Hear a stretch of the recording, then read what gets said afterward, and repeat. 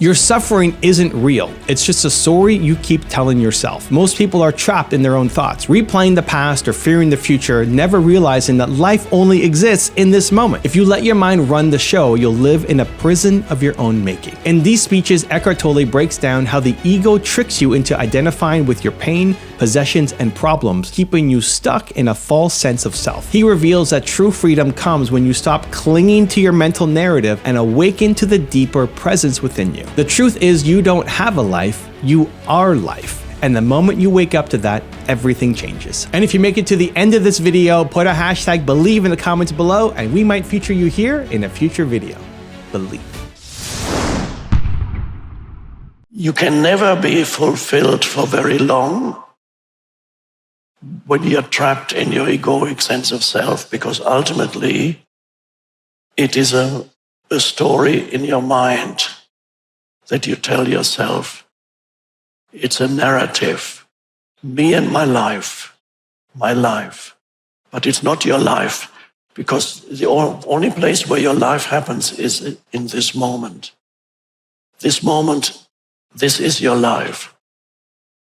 But not all the memories and the accumulated conditionings in your mind. I call that sometimes your life situation. You have a life situation in time. Everybody has a past. So you have a past that you identify with. Certain things from the past you identify with, good and bad.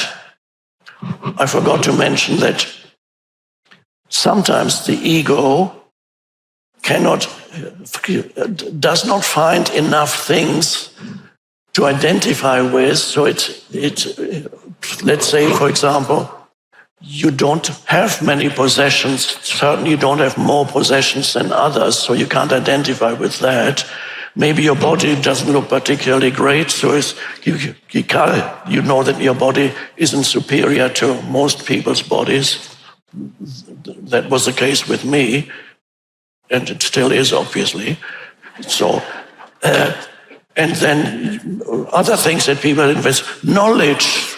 I know more than you. That's another big thing. And perhaps you don't have that either.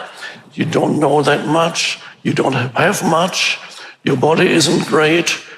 What do I do now? The ego says, I need something to... It doesn't say that, it's an unconscious process. But if it could speak, the ego said, what can I identify with? Oh my God. Oh, I got it. I got some... You create a thought form, because ultimately they're all thought forms. If you go down to the root of all identification is thought, because even your possessions, you experience them as thought forms. My car, my house, my this. And even the body it's a thought form of body. You have a body image, a thought form. So ultimately, all identifications, although they maybe seem to be external, but if you go to the root of it, identification is always with thought. And so, let's come back to this person who doesn't have anything to make him or her feel superior, because that's what the ego is looking for. You need to find some superiority, so to give me a sense that I exist. And so then what it can easily do, it creates a thought form in which it perceives itself as unfairly treated by life. And the thought form, I'm not denying that there are many people who looked at it from a certain viewpoint. One could say, well, they have been unfairly treated by life. Of course, there are many people in this world where you could say that happened to them. But the question is, are you transforming that into an identity? There's a fact that may be true or not true, but are you transforming this, and then you create a thought form as somebody who has been unfairly treated by life. And that thought form can get very big and can be as powerful and even more strong, even stronger than a thought form that is perhaps usually associated with an ego that says, I'm the greatest, I'm the best, nobody is better than me, look at me. Some well-known politicians may be like that, not mentioning any names. So you have a thought form. It says, ultimately, the term we could use to describe this ego identification is victim identity. And this is a very, many people have that. It's become almost fashionable these days to have a victim, to see yourself or the group of people that you belong to as a victim of others, other groups of people, not denying that people have been treated badly, groups of people by others. All these are facts. But the important question is, are you transforming that into an identity for yourself? And then it becomes a huge prison for yourself. And you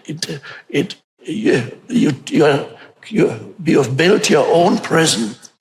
And then now, the question may arise, if the ego seeks superiority, how can it be superior if you've been treated unfairly, if you're a victim of others? Well, it's obvious. If you are a victim of others, you are automatically morally superior to the others as a victim. That's how that identity works. It's an unconscious process, so people may not be conscious of that. But it makes you morally superior to all the others, no matter what they have achieved.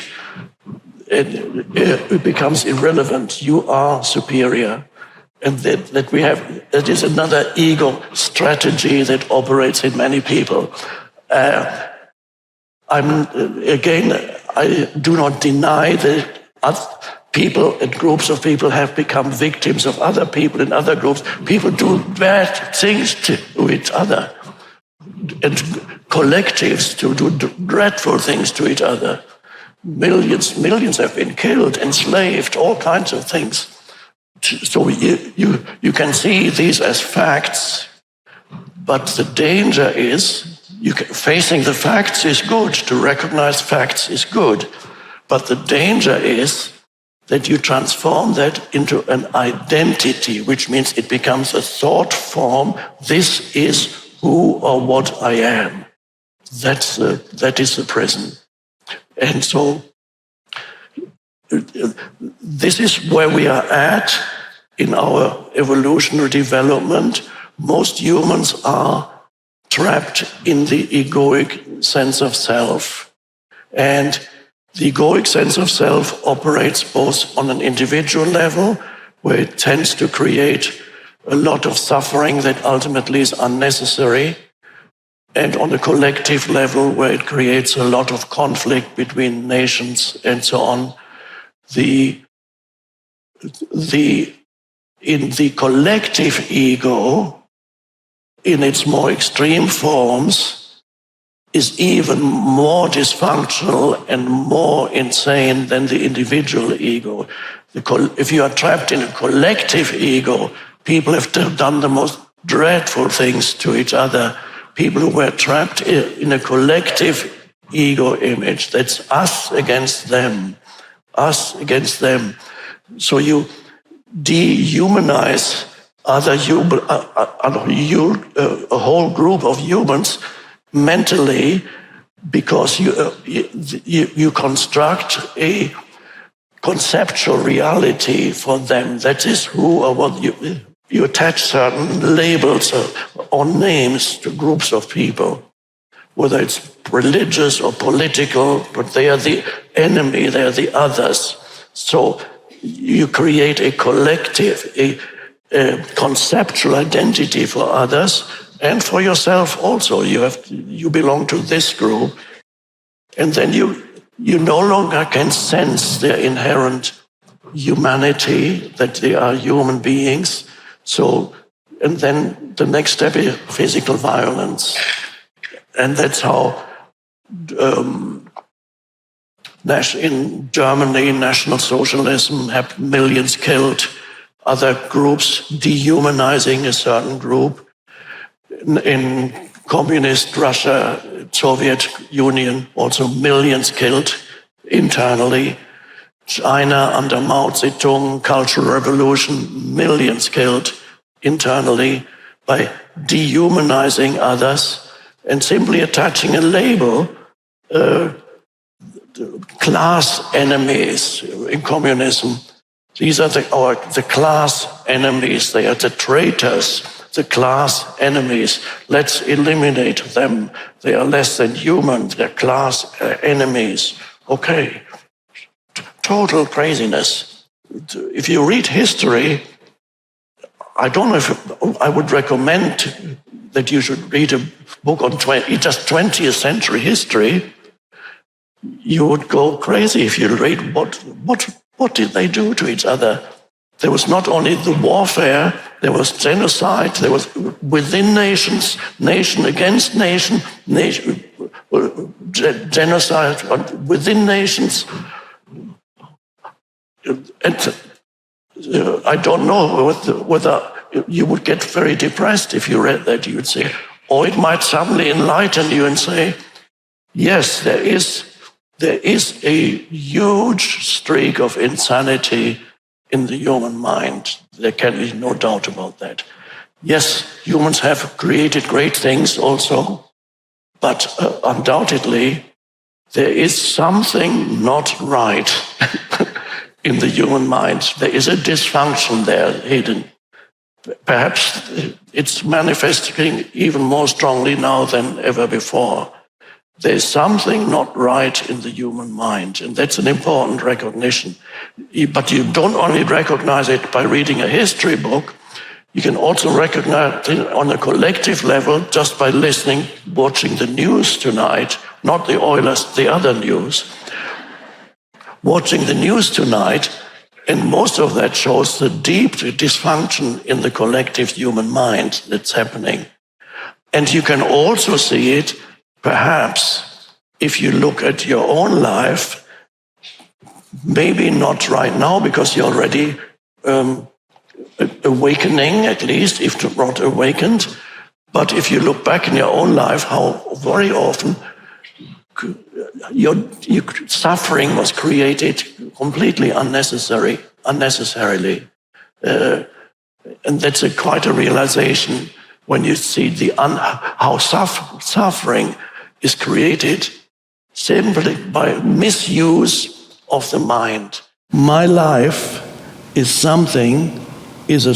a narrative in many people's head that causes an enormous amount of suffering. You can't imagine how many people's lives are made miserable by a very unhappy story in their head that they identify with and call it my life. It's people just driven to suicide by the unhappy narrative that tells them how awful my life is. And they never realize they are trapped in a delusion of thought.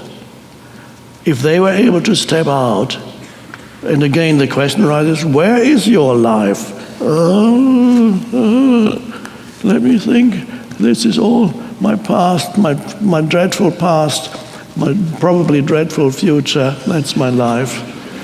All the things have gone wrong, all the things that I missed, all the things that people have done to me, all the things that the universe has done to me, all that is all just been just awful. Nobody has suffered more than me. Nobody. And people don't realize how much unhappiness is derived from what they're telling themselves in the head. Now, these people need to come out of that if they want to be free. Do you want to suffer more? No. Okay, are you ready to step out of the narrative in your mind that says my life and realize that you don't have a life? that the whole thing that you call my life is certain thoughts that float around in your head, and you identify with them. You don't have a life, you are life. And to realize that you are life, which is a temporary expression of the one life, the one consciousness that pervades the entire universe. You are a temporary expression of that one life. You don't have a life. And if you don't have a life, you can't lose your life. People say, he lost his life. She lost her life. How does that work? There's he and there's his life. Who is he and who is the life that he lost? There's a duality there that doesn't exist. You can't lose your life because you are life. You don't have a life. They are just memories and thoughts in your head, yes. But the life that you are can only be realized in the present moment. And in the present moment, the first realization comes to you when you realize that there can be gaps between thoughts. When you realize that apart from thinking, there is another dimension of consciousness in you that is not disconnected from thinking, but deeper than thinking. We could say higher too. Higher than thinking. And what is that? That is awareness or presence. And you realize this dimension of consciousness in you right now when you become conscious. I'm slowing down, as you might have noticed. When you become conscious that there are not only words here being spoken, but there are also gaps between the words. And you become aware that there are these gaps between words or between one sentence and another. And when you become conscious of that gap, which we could also call a moment of stillness, you might notice that every time you are conscious of this little gap, when there's no word, in that moment you are aware, but you're not thinking. And you haven't disappeared. In that space of awareness, the essence of who you are is there fully. And yet, it's almost is like nothing, and yet it's not nothing. Undoubtedly, there is a presence that is deeper than thought, out of which thought arises. And to sense in yourself this presence that has no characteristics as such, it's pure conscious presence. To sense that is to get in touch with the essence of who you are. And that essence, if we had to attach a word to it, to describe it, we would probably call it consciousness. You are that consciousness, out of which thoughts come. In the same way, I sense or experience thoughts as movements on the surface, like waves and ripples on the surface of a vast ocean. Thinking.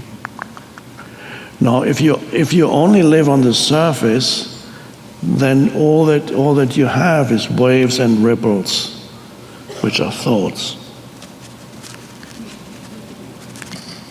And there's only this dimension for you, and you can't stop thinking. And you look for some kind of answer to who you are on that level only. Maybe if I join with this ripple, I'll feel better. Or I need to accumulate power over all these other ripples, then I'll be someone. Or I need to own more ripples than others. But always never being able to go beyond that. So, the cessation of thinking, which is not falling below thinking, which is not a regressive step to where the animals still dwell, because the animal has not yet arrived at conceptual thinking. Consciousness, yes, but not conceptualization, not thought. The animal, are we regressing when I present to you the possibility of discovering within yourself the possibility of stepping out of thought? But I'm not saying this is a regressive step towards the animal or the vegetable realm. The dog is more peaceful and joyous than most humans, except neurotic dogs that have lived for too long with humans. The dog is more joyous, non-judgmental, and alive than most of the people who own these dogs, because the dog does not have a burden of a conceptual self.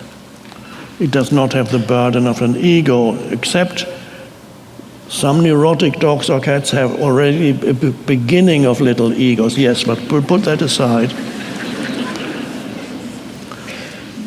So the dog looks at you and does not judge you because it doesn't have concepts, but is conscious. But are we going there it's wonderful. Why do people love dogs and cats? Why do they go, Because when you look into the eyes of a dog, you realize for a moment, you connect with the dog, and you can sense the beingness or the consciousness of the dog looking through the eyes back at you. And this consciousness of the dog, although it's not the same as the human consciousness, is also one aspect of the universal consciousness, temporarily taking on the form of dog. This consciousness looks at you, and for a moment you feel free to not think, and you might not even know that. When you look into the eyes of the dog for 3 or 4 seconds, you're not thinking when you feel joy arising. 3 or 4 seconds.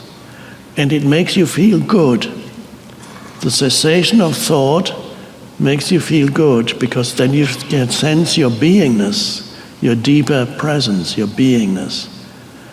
And this is why people get connect with animals, they give them moments of sanity. The practice of being able to come to your senses, to look around, to listen, to sense, to feel, perhaps to be aware of your breathing, perhaps to be aware of the aliveness in your body.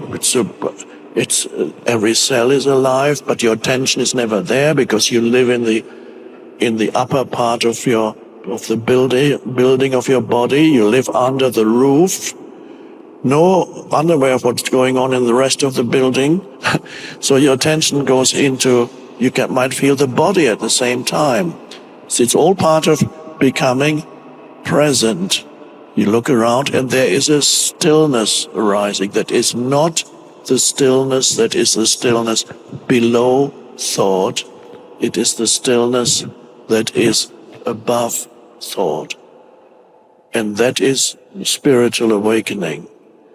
To encounter in yourself right now, so that I'm not just talking about it, right now, encounter in yourself the possibility of accessing that dimension where for initially brief moments you are free of thinking but totally conscious.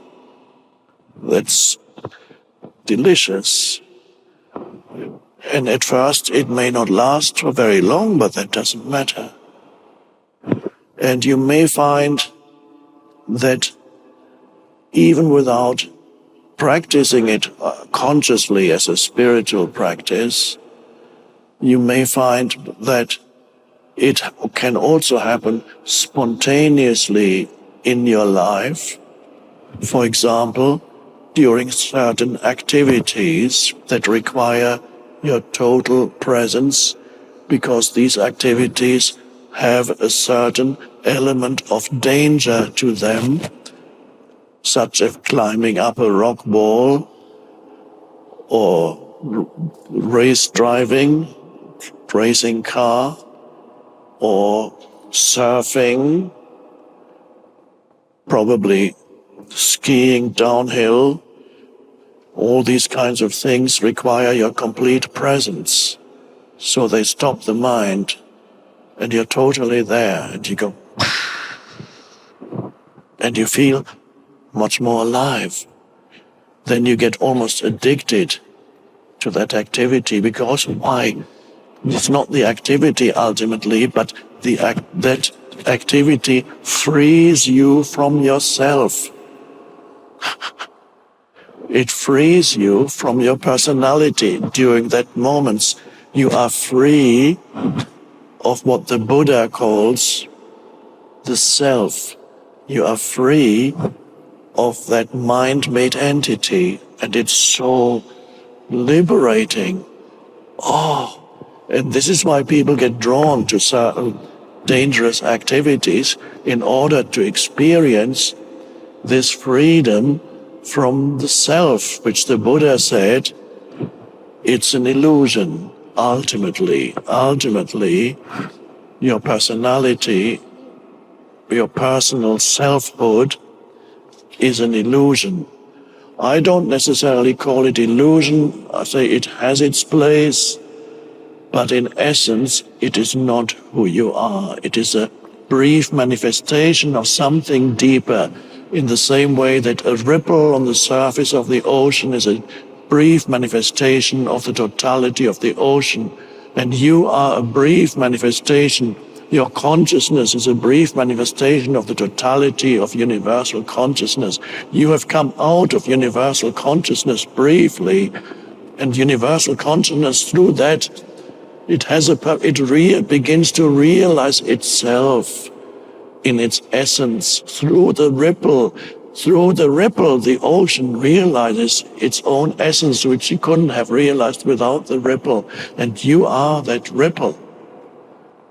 And it's amazing. And so to realize that you are the ocean.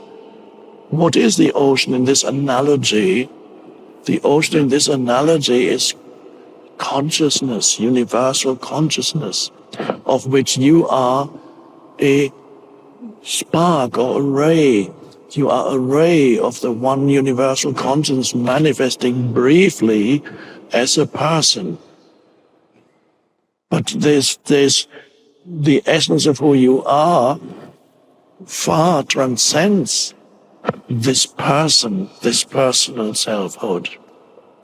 It's almost like the person or the personality is the seed for something far greater. So this, I just mentioned dangerous activities that can free you briefly from yourself. Another thing that can free you from yourself is intense suffering, and of whatever kind. This has brought about a spiritual awakening in many people who were faced with such extreme forms of suffering that it burned up the conceptualized sense of self and the ego, because there was nothing left for the ego to attach itself to. For example, it has happened to people who have lost everything all at once. They lost their home, they lost their livelihood, they lost their family, sometimes as part of some collective disaster, or sometimes it's a personal disaster. They lost everything, all the things that made up their sense of self, taken away from them. They went into intense suffering, and that suffering became so deep that there was a moment when there was an intuitive realization that there's a depth to who I am that goes beyond anything that I'm experiencing here. And so suddenly they found this deep inner peace, which Jesus calls the peace that passes all understanding. And they went, wow, I've lost everything, and yet this is incredible. There's such deep peace here. This can happen through intense suffering, when life takes things away from you. It can happen as death approaching death. And if you no longer, you don't resist, you don't go into any future moment, it can happen when the doctor tells you have a few more months to live, which means future has been taken away from you. And so all you have is, you can go in the moment you go into future, which isn't there anymore, you suffer.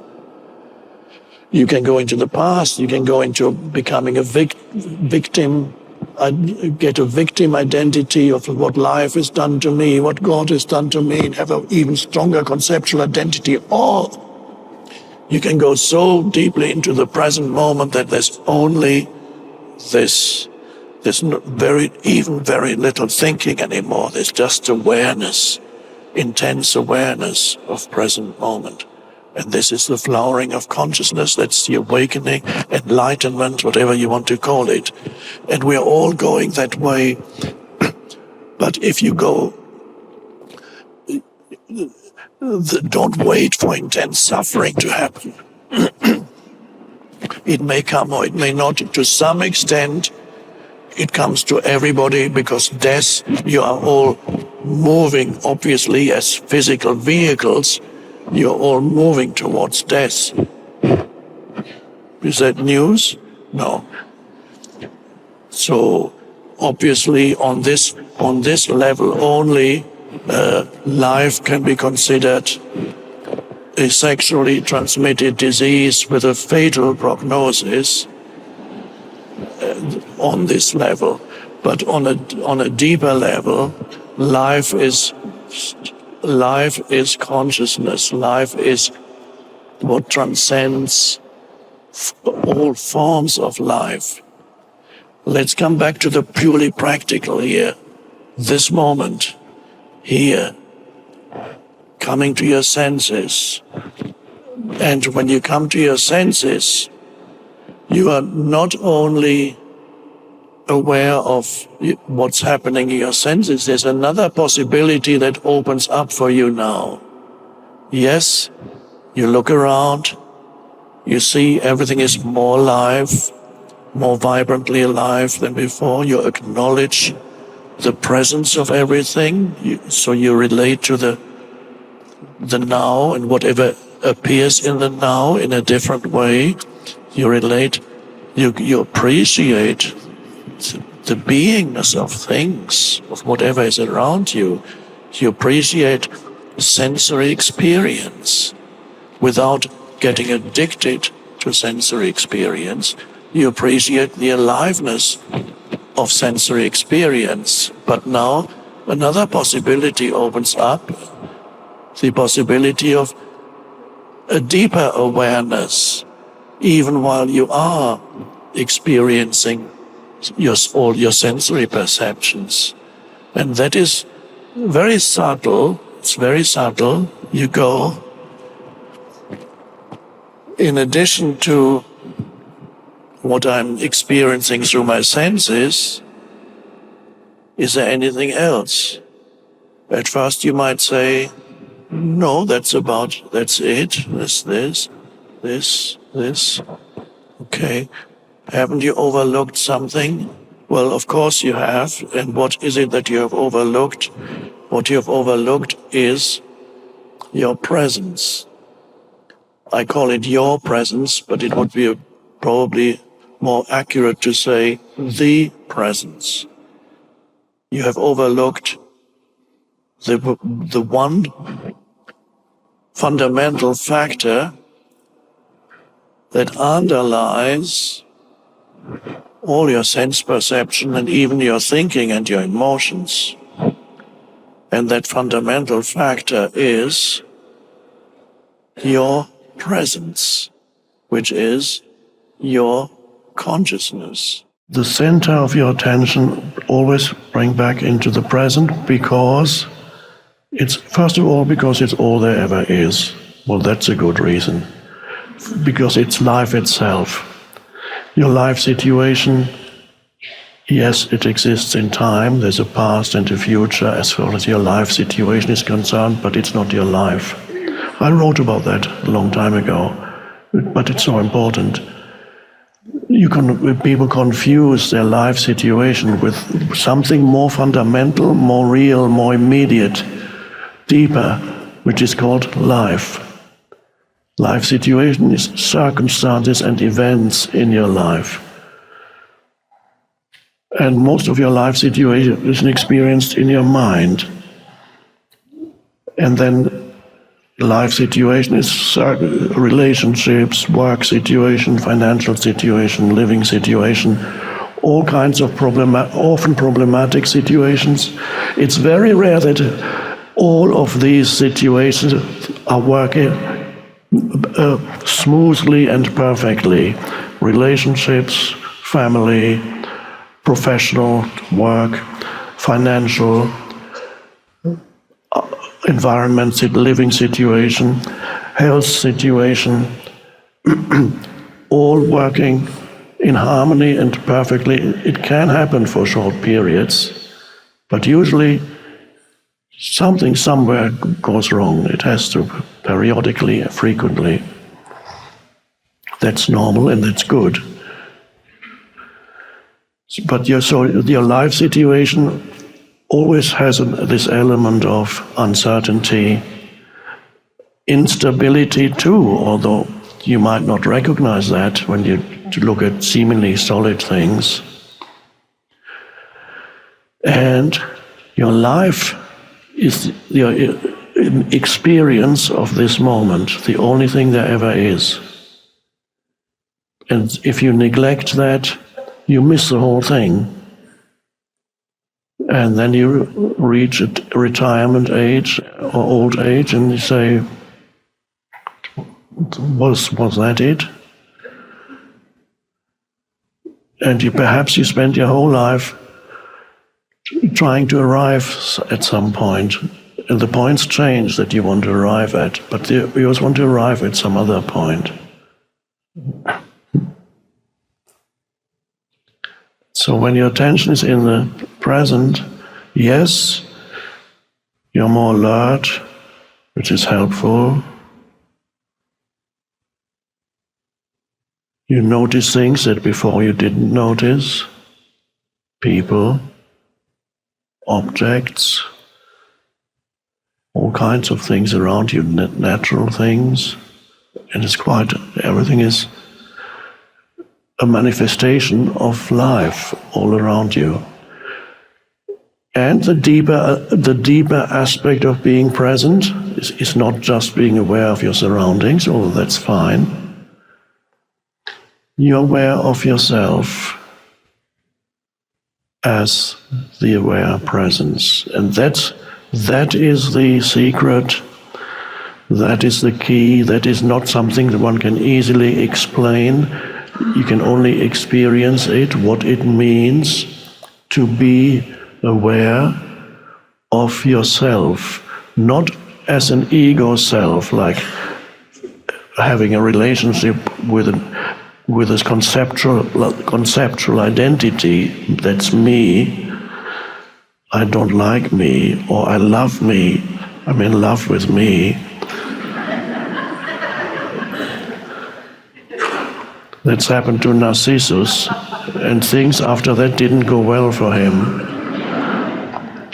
Although you hear that quite often in certain people, they like, I love me. Well,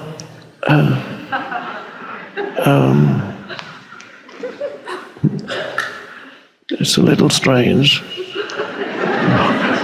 Who are you, and who or what is a me? Oh, I hadn't thought about that. I love myself. I hate myself. Oh, that's worse even. That's not uncommon either. I'm not happy with myself. But who is that I that constantly says these things? Who is that I that has a relationship with ultimately an imagined entity, mind-made, conceptual entity? And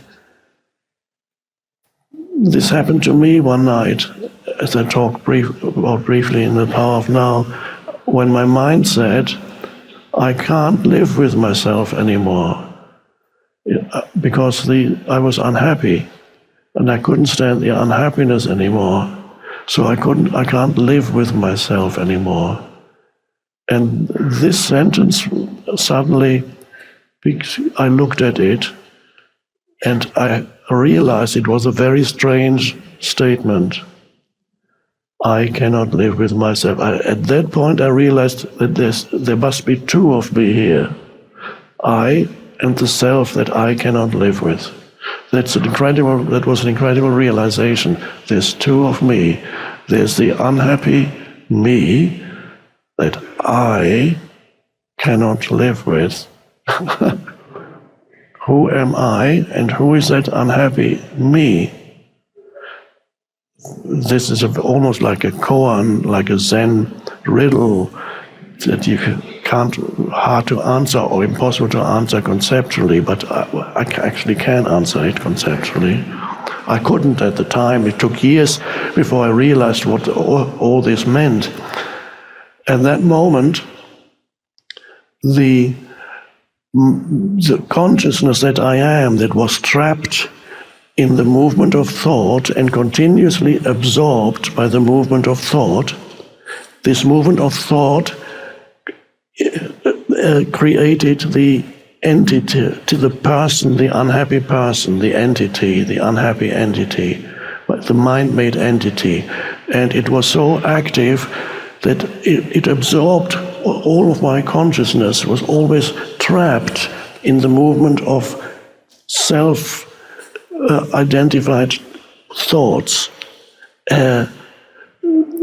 So it was trapped in there, and when this strange statement arose in my mind, and I looked at it, and by looking at these statements, a sudden separation happened between the consciousness that was trapped in the movement of thought, suddenly was able to release itself, to extricate itself from being held in the movement of thought, and stood back, and there was I, as the consciousness, looking at the unhappy thought movement.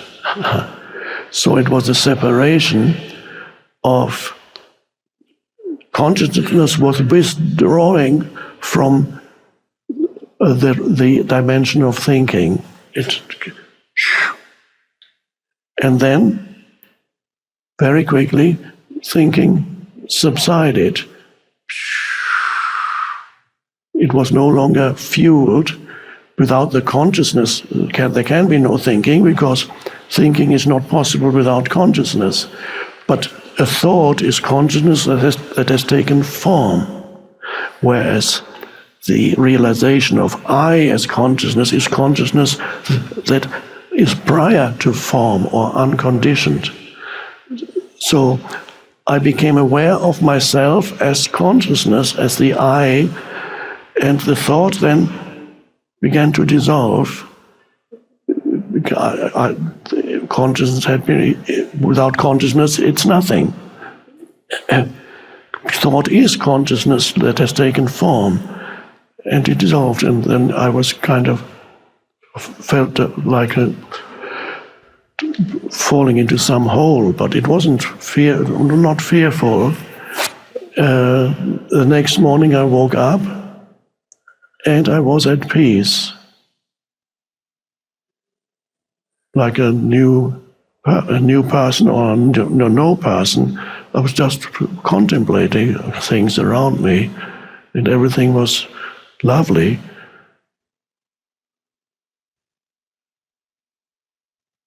And I didn't know why I was at peace. And then I went around the city, on the buses, still at peace, the hustle and bustle of London where I was living.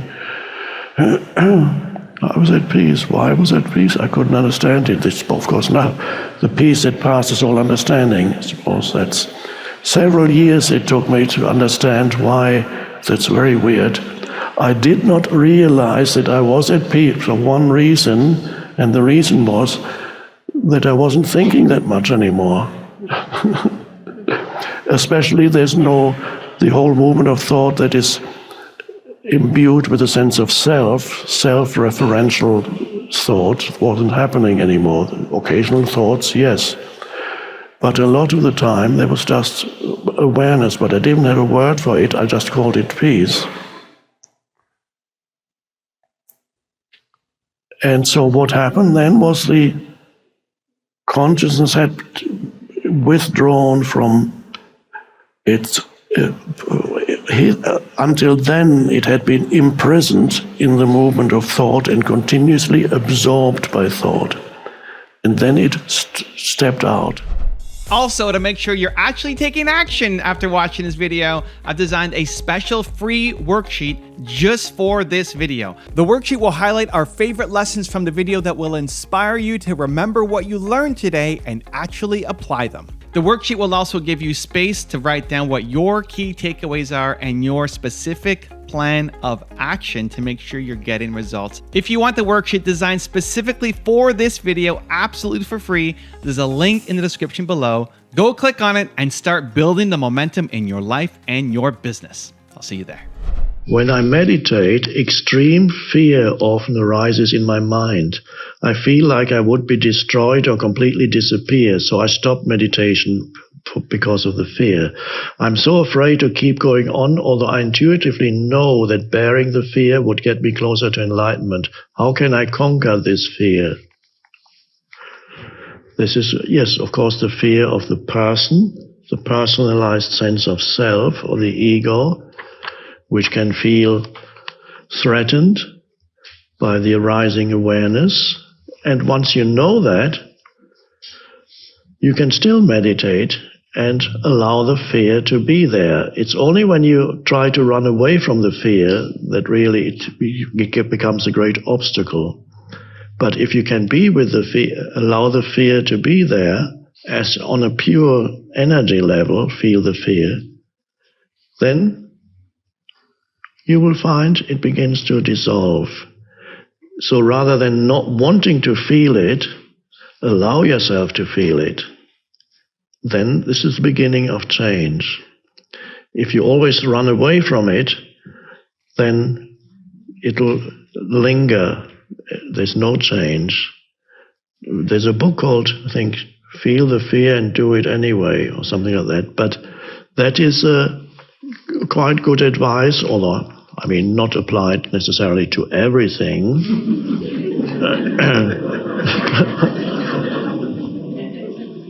I'm going to jump off now.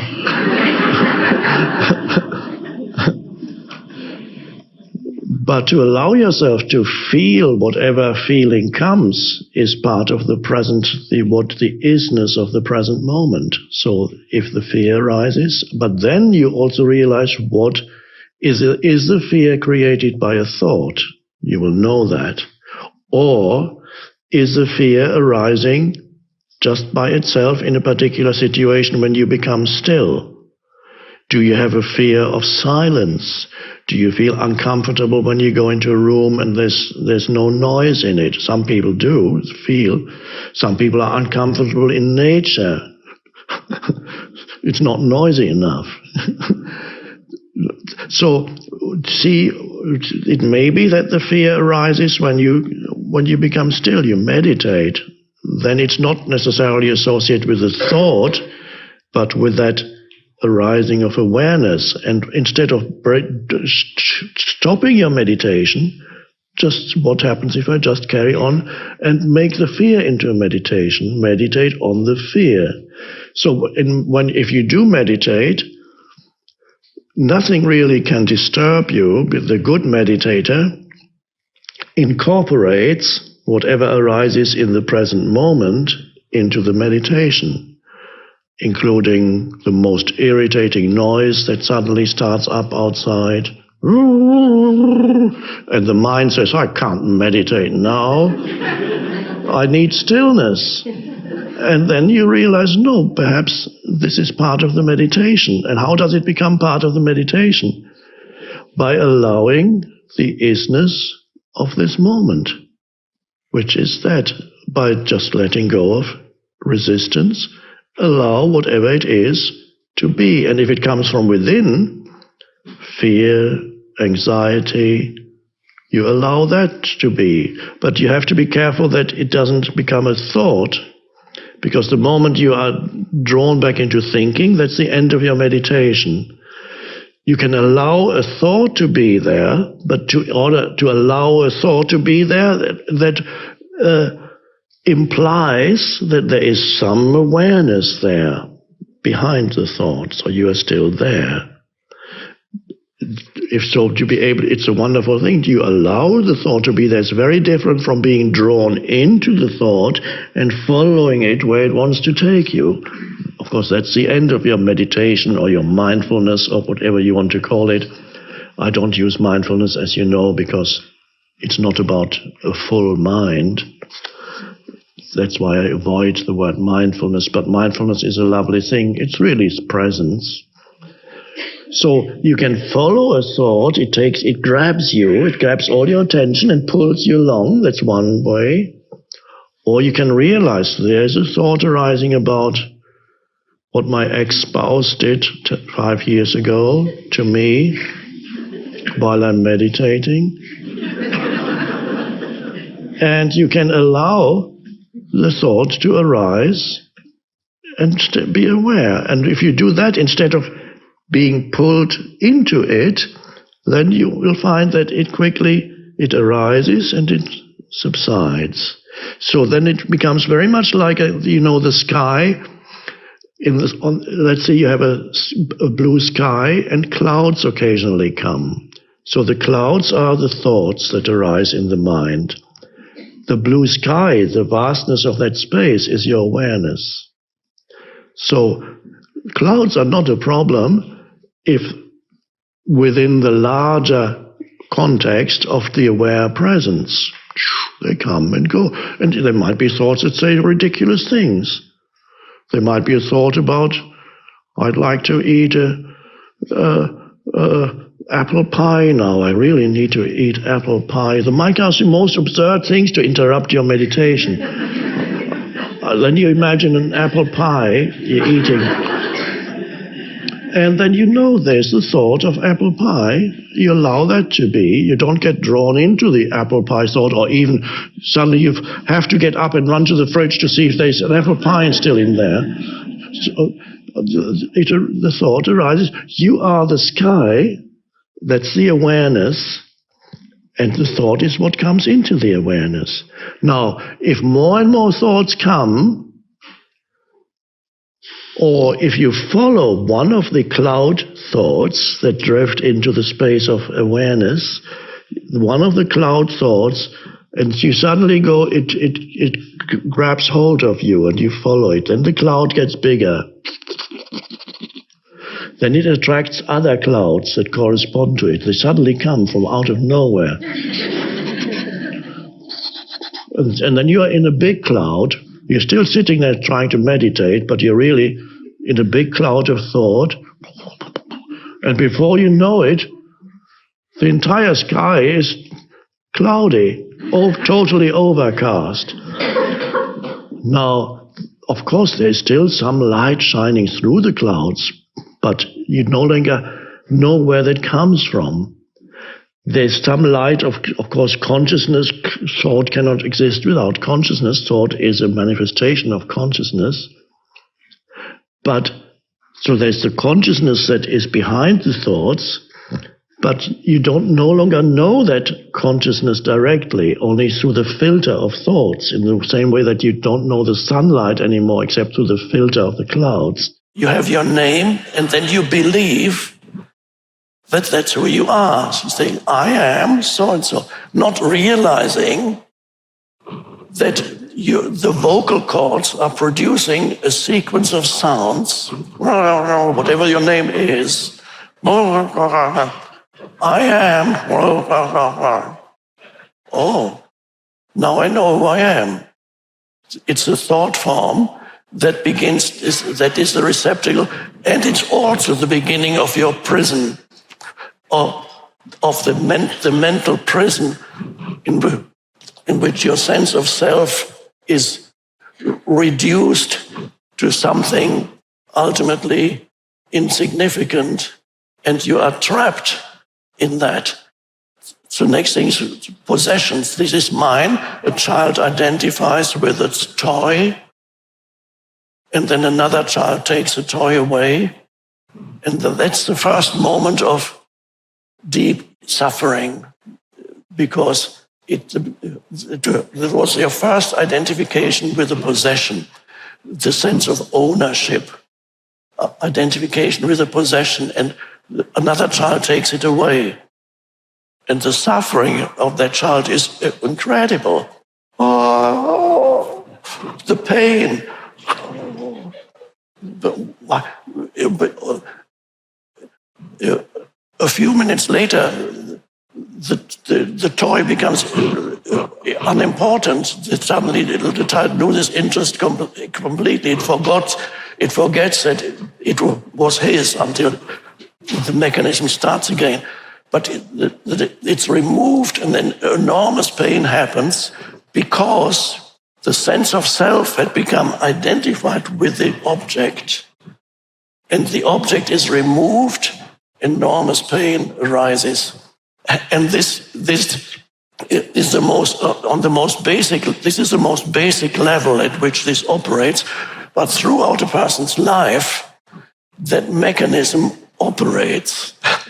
The loss of something that was yours, and then you lose it, and it creates an injury in your sense of self, because you had identified with it.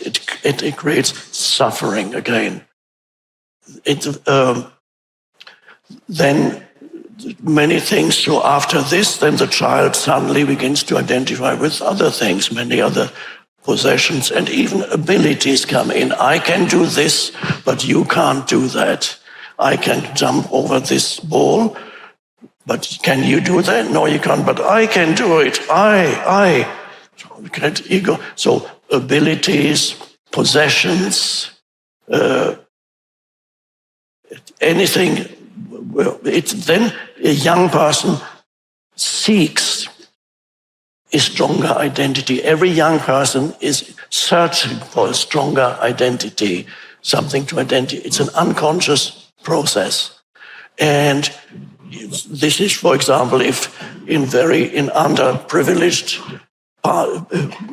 backgrounds, if the gangs are a phenomenon, young boys, teenagers become member of a gang because they're in desperate search of an identity and they don't have much else to identify with, so they need to start a gang, and then you get your tattoos that shows you what gang you belong to, and the others become your mortal enemies.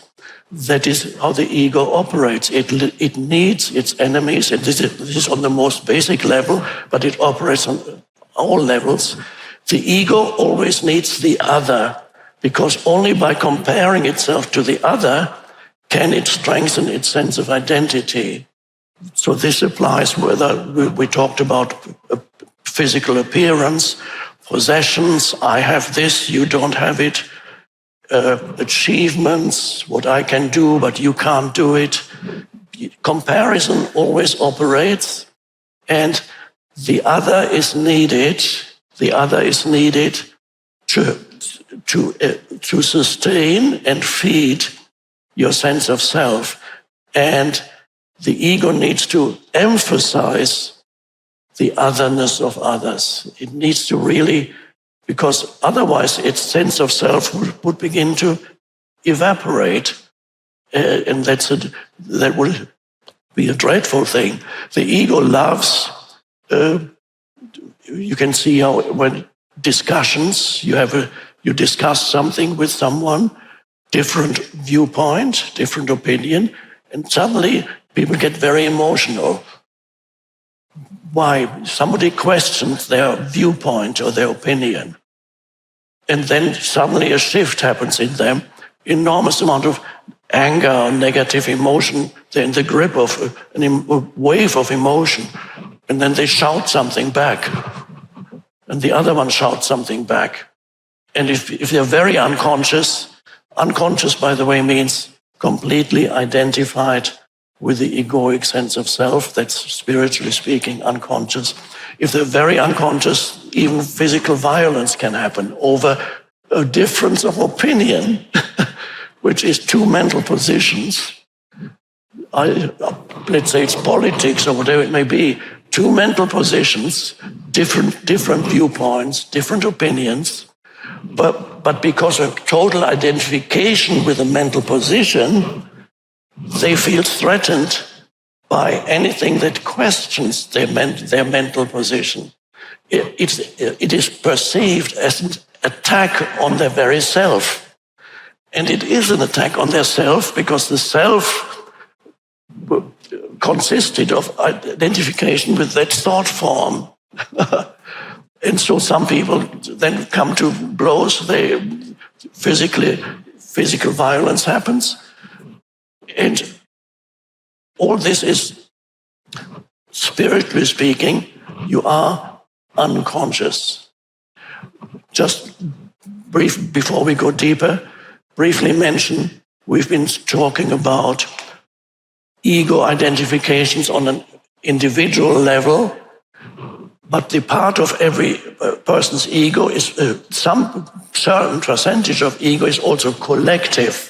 So ego identification is also individual nature, possessions, achievements, body image, whatever, but it's also collective. For example, obviously, a minor thing, the Oilers would be part of your collective ego, which you adopt. But there's more to it. Collective ego can consist of anything cultural that surrounds you, that gives you your sense of self, even a simple thing like being a man or woman. And for some people, that is an important part of their sense of self. And there are some countries still in this world where because they're very old patriarchal cultures. Well, the West used to be like that also, mostly. Old patriarchal cultures, if you're a man, you're immediately, in many ways, superior to being a woman, as in the old patriarchy. So no matter how stupid you are superior to 50% of the humanity, the others. So you can derive your sense of identity from this collective, your gender collective. I'm a man. And then in some countries, the woman is also conditioned to behave in certain ways so that the collective image of how a woman should behave becomes part of her sense of identity and behavior. So in some countries, a woman is not supposed to laugh out loud. In the West, you often see a woman laugh. Ah, ha, ha, ha. But if you go to Japan, a woman wouldn't laugh like that. She goes...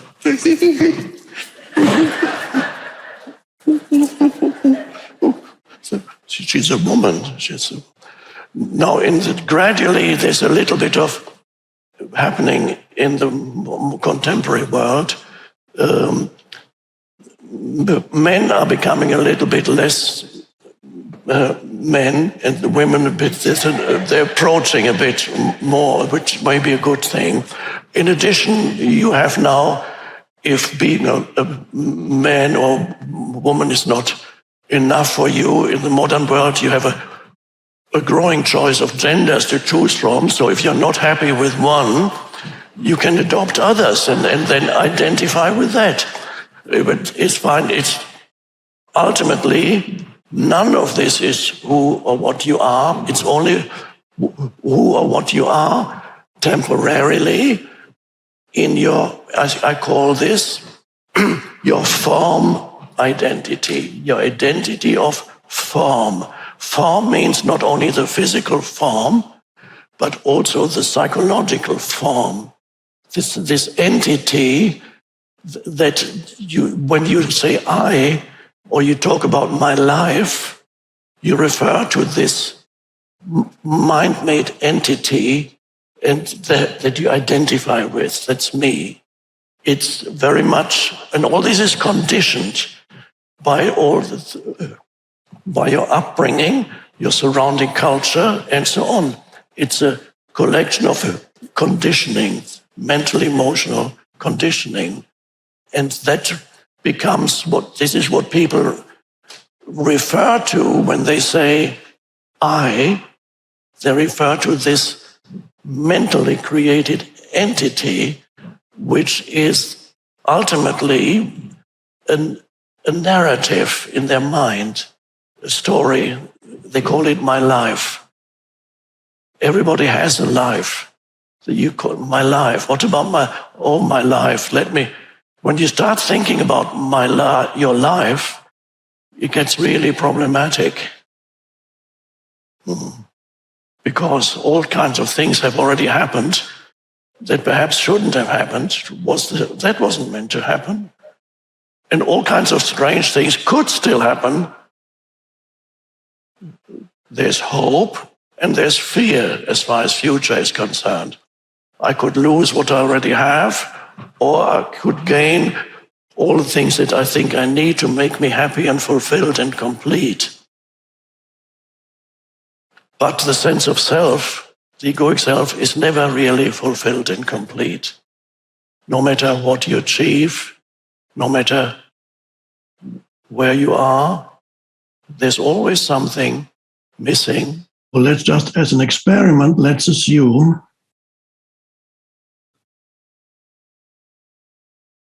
that the next moment is not going to be more important than this one.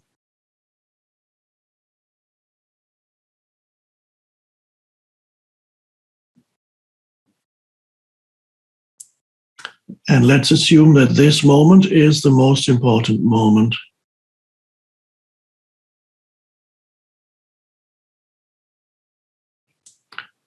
Because, obviously, it's the only moment there ever is. So it must be the most important.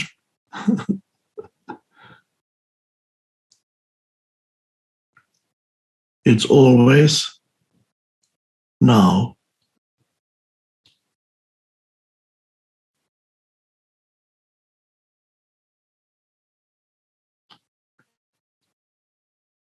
The mind, the thinking mind,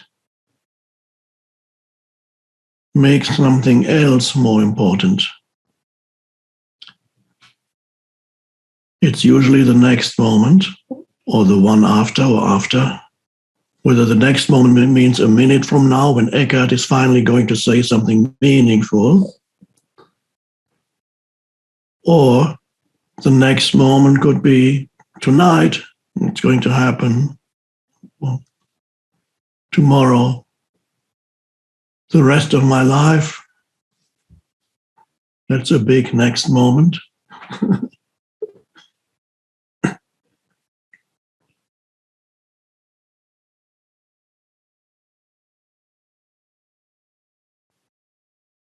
So you become present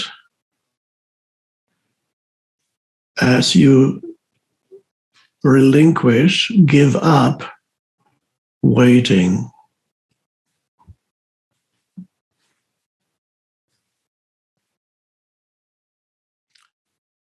But that may have to begin with yourself noticing that you are actually still waiting.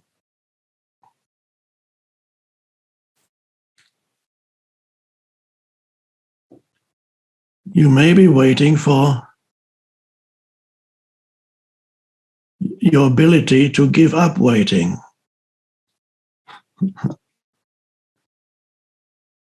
I'm working on it, on giving up waiting. Just give me some more time.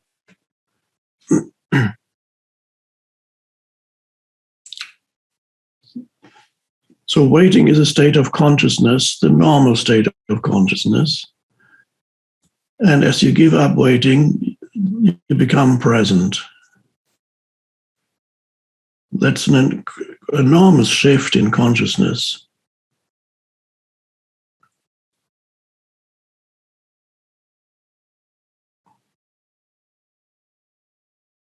The main characteristic of being present is the thinking mind slows down or dissipates completely or recedes. Thinking is replaced with awareness. Before there was thinking, one thought after another, always to do with future and past and more future. Future for most people is more important, but other people carry so much past in their mind that the past is more important than the future. That happens also. It's a terrible burden to carry if the past to you obscures the present, just as the future can obscure the present. For some people, the past has such a heaviness to it that it obscures the present, and whatever they experience through the heavy, dense veil of the past that they carry in their mental, emotional field that makes up their identity. It's me.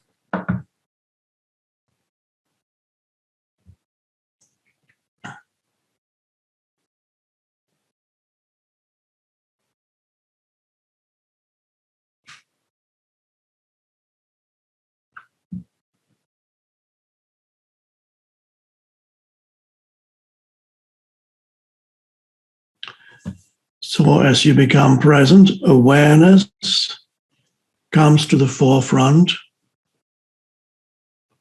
Awareness is conscious without thought. or very little thought, occasional fragments, like you have a blue sky, and occasionally you say little clouds floating by, but you allow the clouds, the thoughts, to float past, instead of becoming interested. When you practice presence, instead of becoming interested in the little cloud thought that arises, and if you become interested and you think that's more important than being present, then the little thought, the little cloud suddenly becomes a big cloud. It grows because you give it your conscious attention. You give your conscious attention to the thought. And then where before there was a little cloud that could have just passed by, now you energize it with your attention, and it becomes a big, very often a dark cloud. And then other clouds appear that are attracted by it. And before you know it, where before there was a clear blue sky, there's now a heavy layer of clouds, and you can't even see the sky anymore. You become immersed again in mental noise.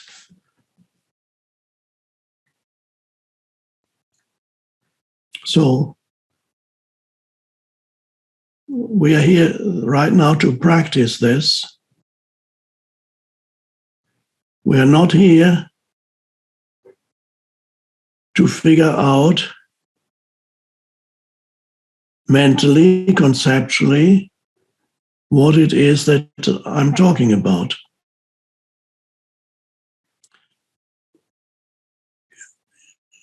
Please don't try to understand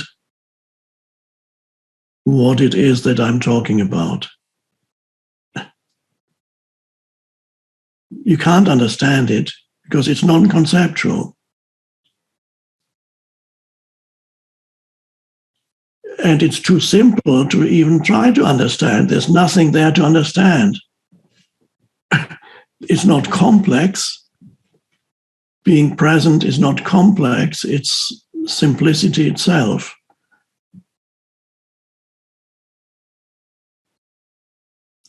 So you don't understand it, but you can know it in your own realization. Then while I'm talking, you know what it is that I'm talking about, because you are realizing it in this very moment. And as a little help,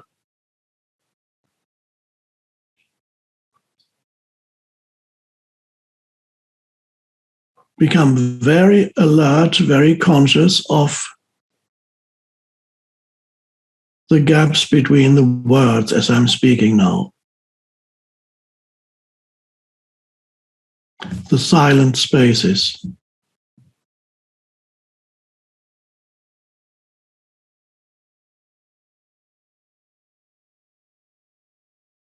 Be aware of the silent spaces. Why is that important?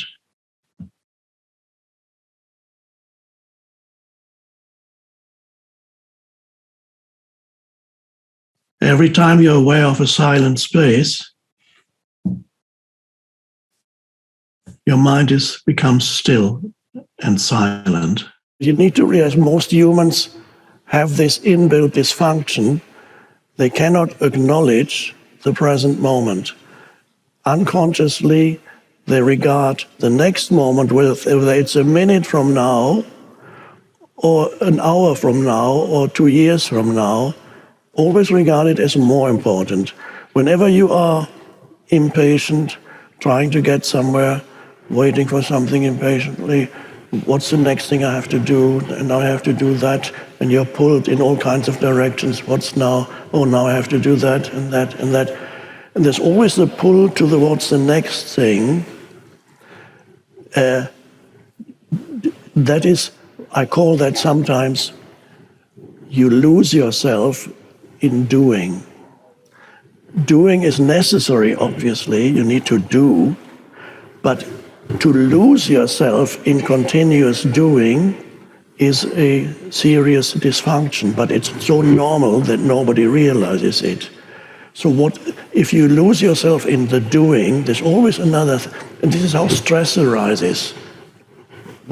Stress is the gap, in the gap between now and later, the projected then, now and then, in that gap arises, the stress arises. So the mental projection towards future creates the stresses between where I'm here, but I want to be there. And for many humans, that is their predominant state. They are here, but they really want to be there, either there in space or time. It's amazing, and even you, awakening beings, may still, sometimes or often, find yourself in that state where you suddenly realize that the whole day you've been stressed about this, that, and that, and that. The world makes so many demands upon you. You need to deal with this and this and this, amplified by the gadgets that we now use, which is an amplification of the dysfunction through this. And you lose yourself in the doing. You become completely uncentered and basically lost. There are many, it happens even to children already at an early age these days.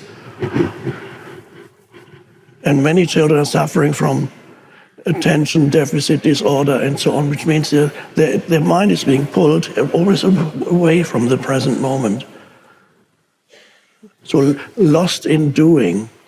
Lost in doing really comes back to lost in thinking. Thinking underlies doing. So you're lost in your thoughts about the world. And then you engage in all kinds of activities propelled by thought that now I need to do this, now I need to do that. So the basic condition still for most humans on the planet, so fundamentally, yes, they are lost in doing, they lose themselves in doing, but basically it means they are lost in their mind, in the movement of thought. What now? You identify then, they identify with every thought that arises, and many thoughts are about future or the past. Not that many thoughts are about the present moment. And if they are about the present moment, then it is an interpretation of the present moment that is completely determined and colored by your past conditioning.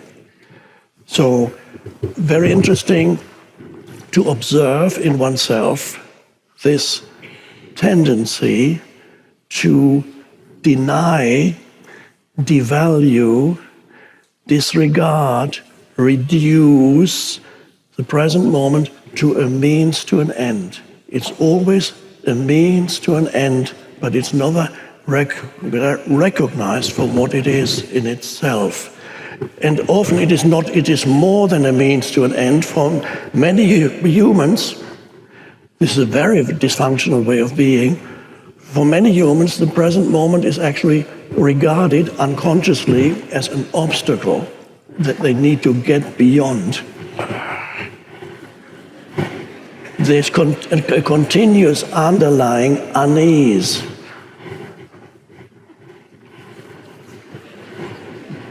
And what's the next thing that's going to go wrong? I know it's going to happen. Lost in the mind, lost in thought. There was an Indian teacher who described the essential human condition as lost in thought. And of course, that's how it is. This is then, this movement of thought gives you your sense of identity. Then the unease, the the uneasy narrative, the problematic narrative of me and my life, I have to think about this when I wake up in the middle of the night, and I carry this heavy burden of my problematic life. For many humans, their identity is unconsciously regarded as a problem to be solved. I am a problem that I'm looking for a solution to this problem that I am. And of course, then you go to a therapist. Now, if the therapist is good, he might be able to take you beyond that.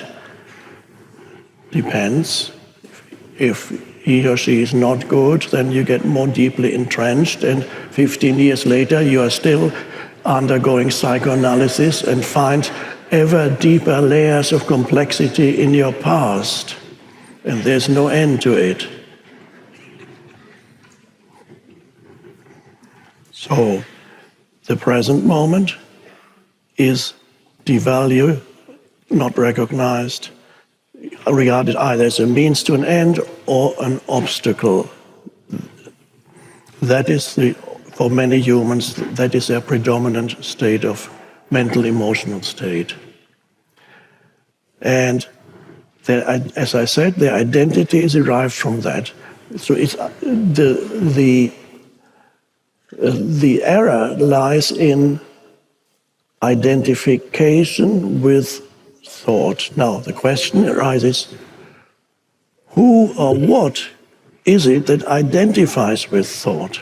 If I am not the story that I tell myself about who I am, if I am not ultimately that, then who or what am I? And what is it in me that identifies with the story? What is it that creates this sense of identity that exists mostly in a state of unease, or very often discontent, because it cannot acknowledge the present moment. That is the ego, by the way. That's what we call it, the egoic sense of self. There's a very simple spiritual practice to get you to the realization of who or what it is that identifies. I suggest at this moment that observe yourself internally right now to see if there's any lingering emotion in you, perhaps from earlier today, or an hour ago, or yesterday, or the past 2 years, or the past 10 years. Is there any, and can you feel, for example, is there an irritation somewhere? Is there some kind of anxiety? Is there kind of heaviness, a certain heavy mood, a despondent mood, perhaps? Is it lingering there? Is there anger, big thing, some residue of anger from what happened earlier? Is that in you? And then normally humans would say, I am angry. Or they would say, I am anxious, I'm fearful, I am in a bad mood. Now, there's already a delusion when the moment you say, I am angry, or I am anxious, that indicates already that you have identified with the emotion of anger, or the emotion of sadness, or the emotion of fear. You have identified, you equate I with what arises in your field of consciousness. So you say, I'm angry. It would be more correct to say, there is anger in me right now. Now, it may sound a trivial difference between saying, I am angry and there's anger in me, but there's a significant difference which goes beyond mere syntax, how you put words together. Because when you say I am, you equate I with whatever condition is there in you. This applies to emotion and it also applies to thought. Because anger is often, it's not just the anger as emotion, the anger also exists as angry thoughts. And then they reinforce each other. It's a vicious circle. When you are trapped in irritation or anger, the emotion feeds the thought, and the thought feeds more energy to the emotion. It's a vicious circle. And you don't want to get out of it. You might notice when you observe an angry person or a despondent person or an anxious person, they don't really want to be free of the anger. They don't want if you suggest it to an angry person, you can be free, you will not get a pleasant answer. And you've seen angry people who they are in the grip of anger or irritation, they cannot help it, then they shout at you and then they leave the room, and a minute later the door opens, they come back because they thought of something else to insult you with. They are in the grip of it. There is complete identification with thought and emotion. They are lost in thought, they are lost in emotion. But who or what is it that is lost? If I'm not the thoughts and the emotion, who or what am I? Okay, I just asked you to just have a look inside yourself and see what it is, if there's anything there that's jarring and doesn't feel good, but it's there. And I'm not saying try to get rid of it, no. Acknowledge the present moment. The present moment is what is, externally or internally. That's what is. But there's a huge difference now. You've already, by recognizing that there is, let's say, irritation, anger, or anxiety in you, an additional element or dimension has come in.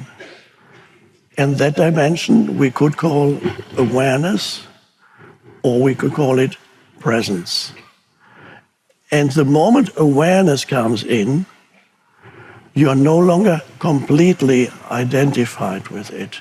One could say, I sometimes describe it as, let's say, there's the anger, and as your awareness of the anger comes in, there's a little bit of space around it. That's the awareness. The awareness knows that there's anger. The anger may still be there. It may not immediately disappear, but the awareness knows it's there. Or whatever else it may be. The arising of awareness is spiritual awakening. The disidentification that happens when awareness arises, that is the spiritual awakening or the arising of the transcendent dimension of consciousness. Transcendent because it transcends who or what you are as a person. What you are looking for is something deeper. What every human is looking for is something deeper than the world can give you. The world can only challenge you, give you challenges and adversity so that you awaken. The world cannot, as I said, it cannot make you happy because it's not here to make you happy, but it has another purpose. It is here to make you conscious. That's how it operates. Also, that means whatever arises in the present moment is just right for this moment, for you at this moment. But if you're stuck in the mind, the egoic mind, then you will completely ignore or even continuously dislike the present moment. And that is an amazing way to live. It is dreadful, but millions still live like that without knowing it, unconsciously. They live for the next moment. until they're very old. Then they know there's not much time left. Then the past becomes more and more important. The heaviness of the past. Oh. So living for the next moment is, for most people, unconscious and quite normal. They live hoping that at some point they're going to achieve fulfillment. And little fulfillments come here and there, and there's nothing wrong with that. It's wonderful when you achieve things. It's even wonderful when you fall in love. Enjoy it. Falling in, it's not going to last, but enjoy it. So that's great. It's not, but there's always, I've met fortunately been able to meet over the years quite a few people who are in the eyes of the world highly successful. They've got everything. They've got fame, they've got money, they've got everything. They've got their private jets. They can go anywhere at any moment, can have anything, any pleasure. And they've told me that after they achieved fame and fortune, there was an initial time period when there was elation and they were on a continuous high. But then gradually, more and more, they experienced a very deep low in their mental emotional state, including depression and not wanting to live anymore. They had everything. But and some had to go to drugs to make life bearable, had everything.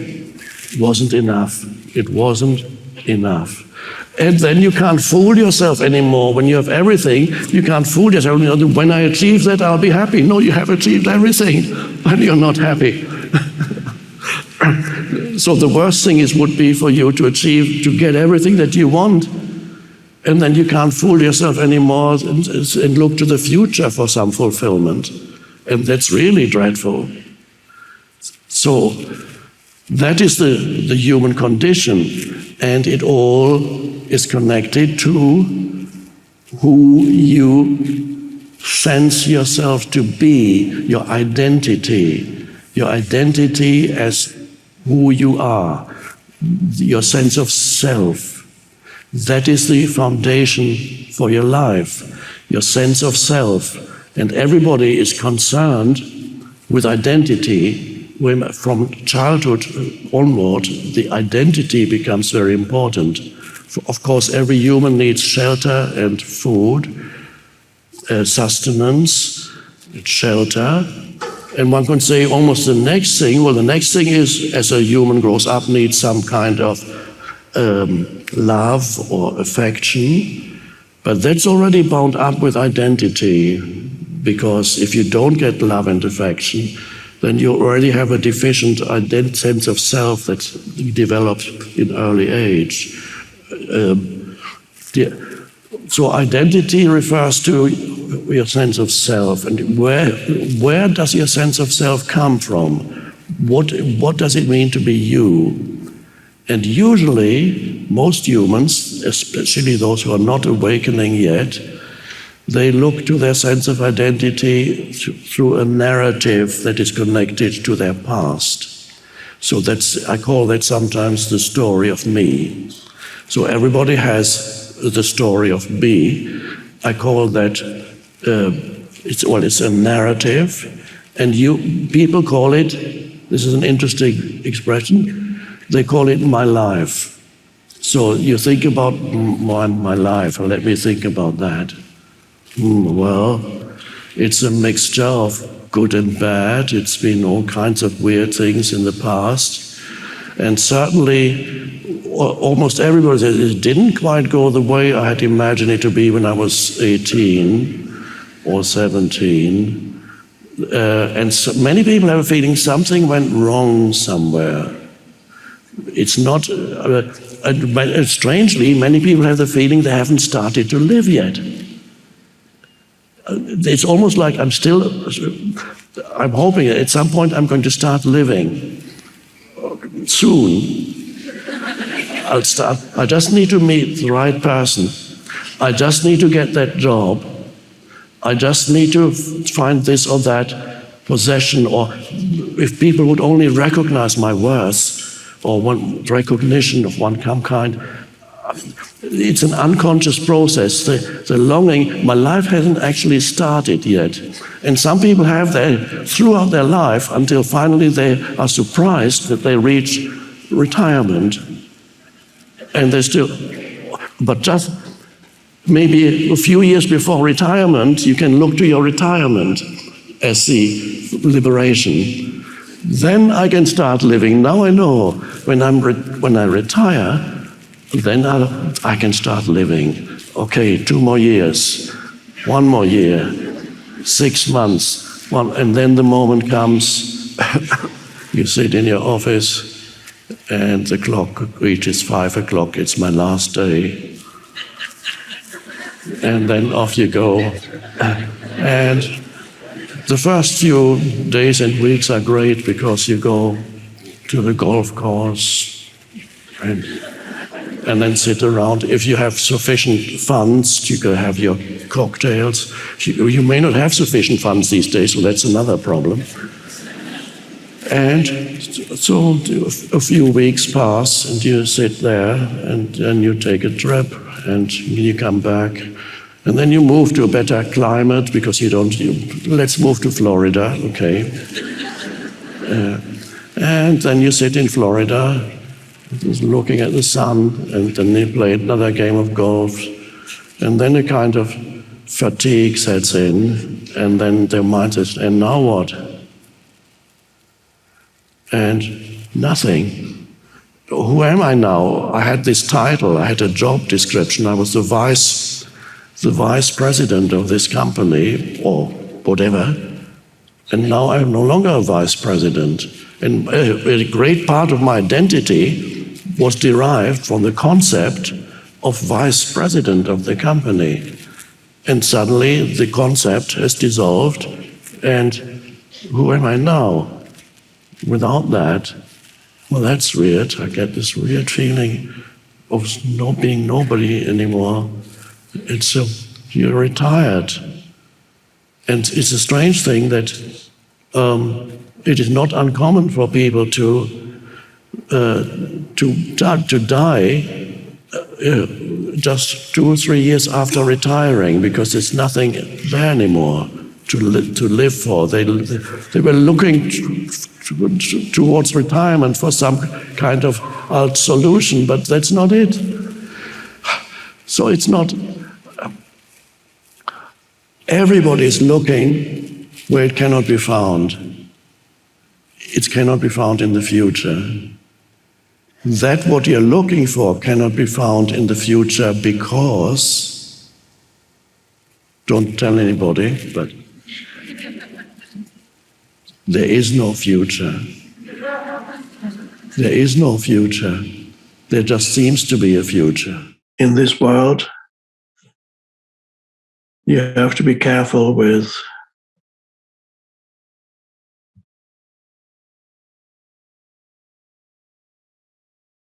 what kind of thoughts you absorb from the collective, because there's so much unhappiness in the collective energy field of humanity. So it's very easy to get drawn into that if you're not careful and participate in the suffering of the collective. Fear, anxiety, anger, that's everywhere.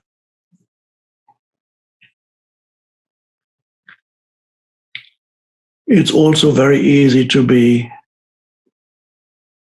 affected by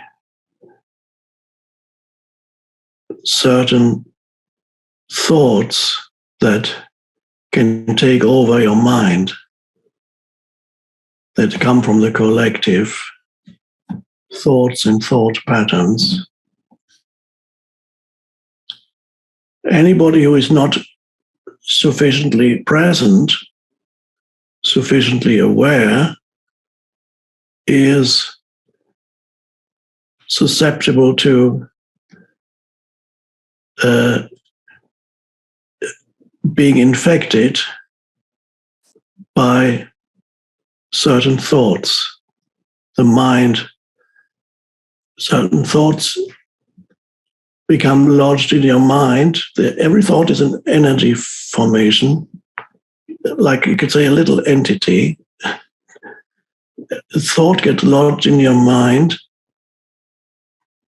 and attracts associated thoughts and becomes a bundle of thoughts. And without awareness, you identify with the thoughts, and then you are being possessed by certain thoughts. They may arise from your personal, but very commonly they arise from the collective. In your personal life, you could develop some kind of thought that of an obsessive nature that occupies your mind, and you can't get rid of it. It could be the thought of one directed to one particular person, very, very negative thoughts. Even at the simplest level, some people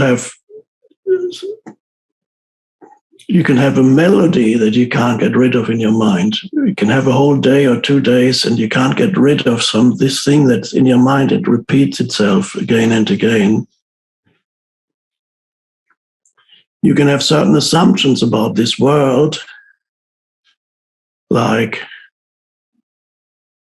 they may be totally absurd and irrational, or there may be some truth to it, but only there may be an aspect of the truth.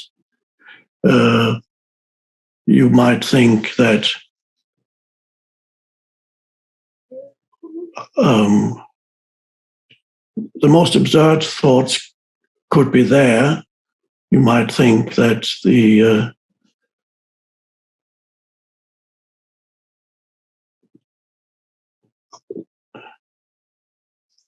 extraterrestrials are already here. Well, they may be, but and every other human is actually an alien, and you just have to look at them carefully to figure out whether they are aliens or humans.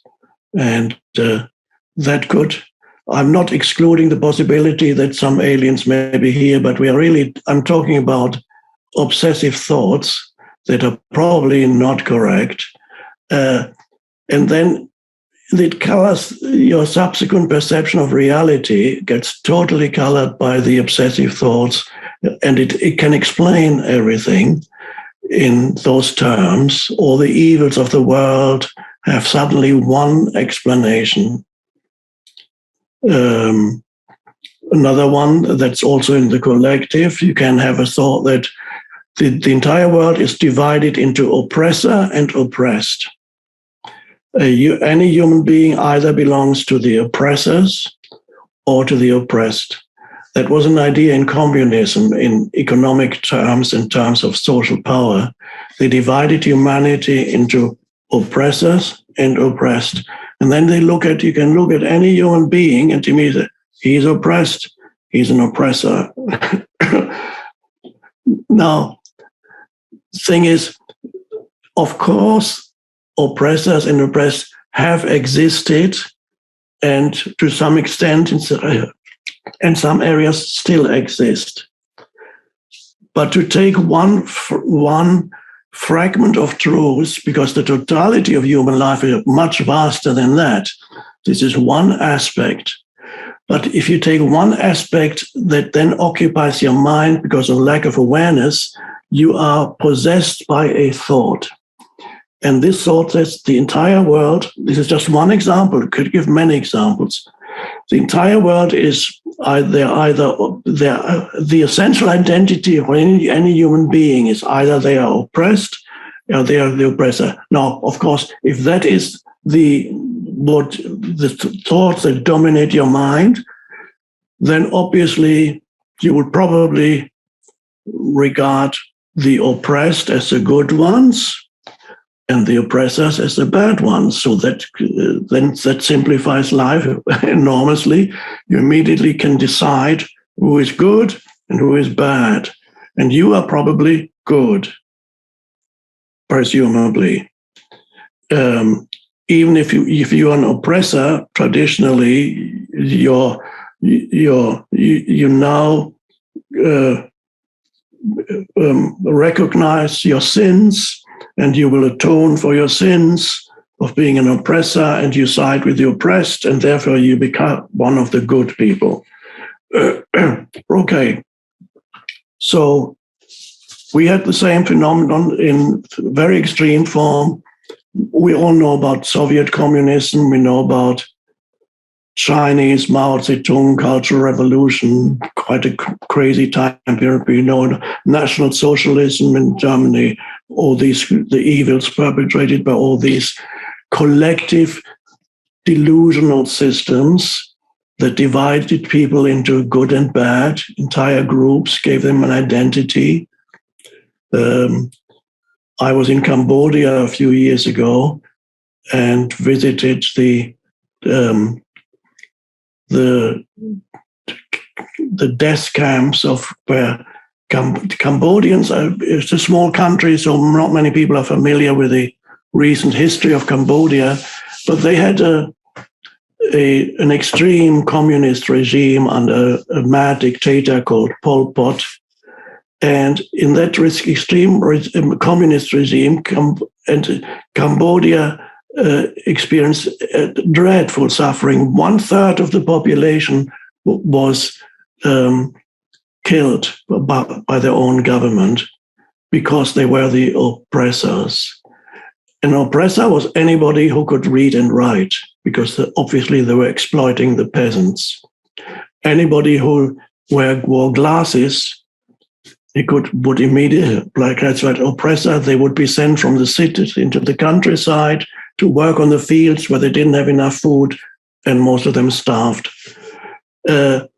Total lack of humanity, because of the entire country was dominated by one absurd and obsessive thought that made it impossible for them to relate to any human being as a human being. They relate to him through the conceptualization that thought had created for them.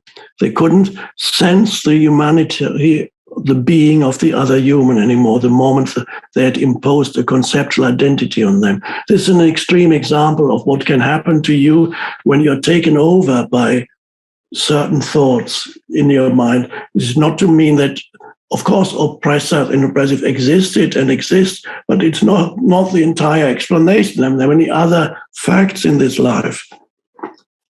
But I'm saying all this because you need to be very alert so that your mind is not taken over by certain thoughts that are not that invade your mind and color your view of reality. And there are certain irrational thoughts that are floating around in the collective at the present time. So it's very easy for you to absorb some of them, and being possessed by certain thoughts, and maybe it's so irrational that it's unbelievable. But I'm not giving any examples, but you have to find it out for yourself. With awareness, you can. And be very careful with observing your mind. Be there as the witness of your mind, so that you don't get taken over by certain thoughts, that your mind does not get taken over by certain thoughts.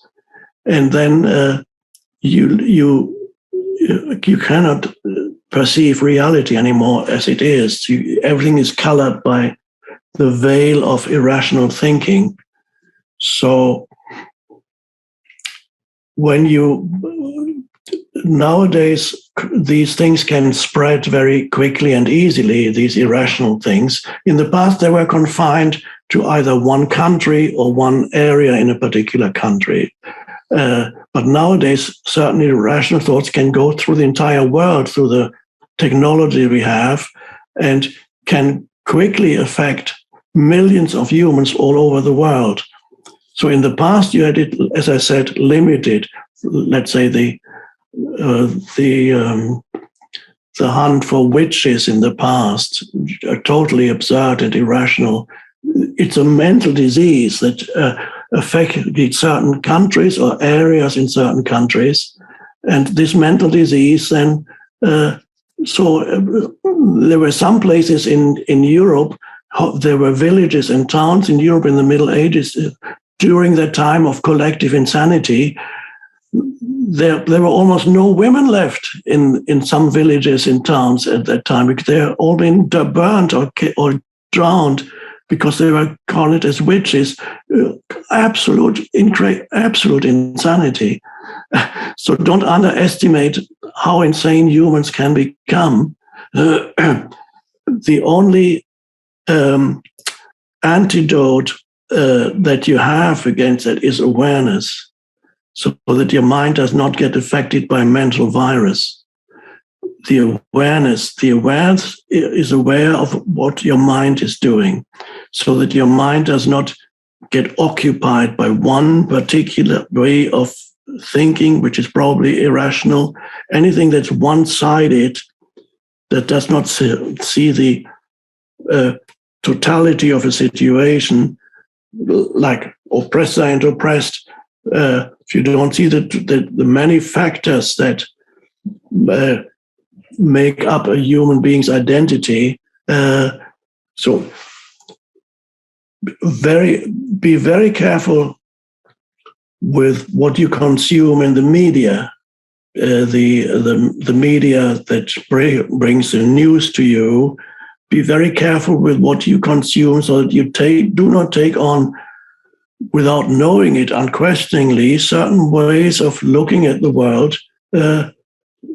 Realize that you're being how manipulative most of the mainstream media has become. So you need to watch that.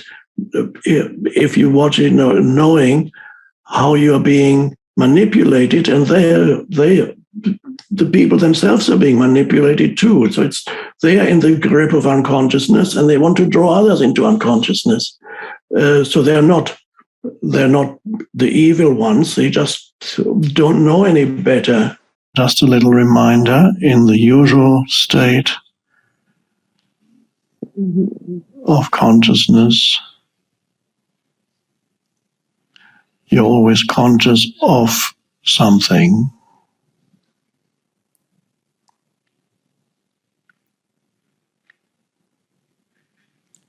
And when you're present,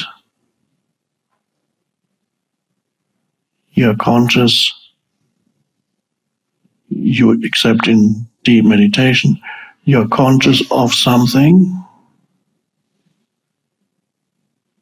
but you're also conscious of yourself as consciousness.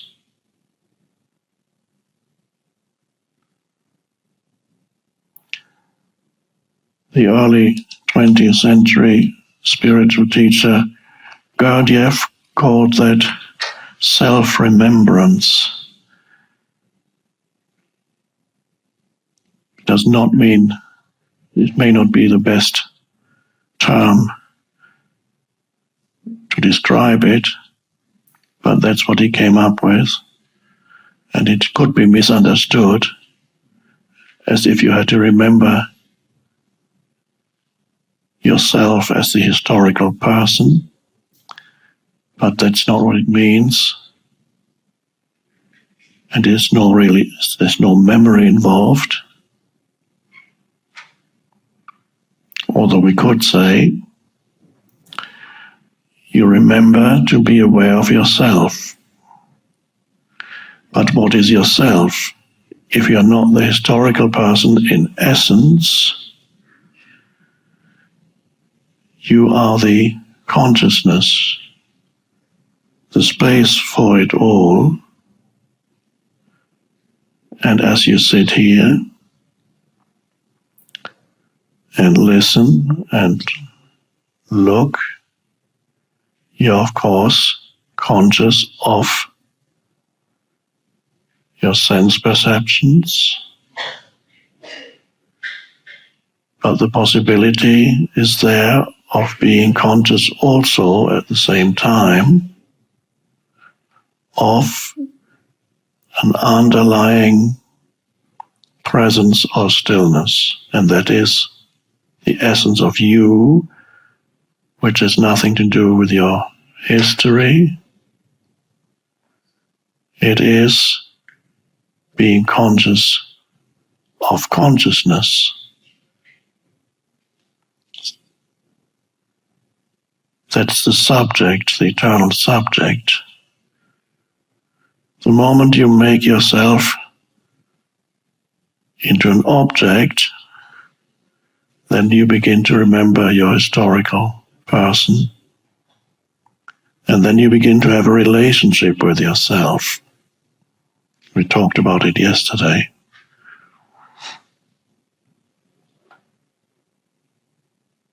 But in presence, you are yourself. Big difference between having a relationship with yourself, usually problematic.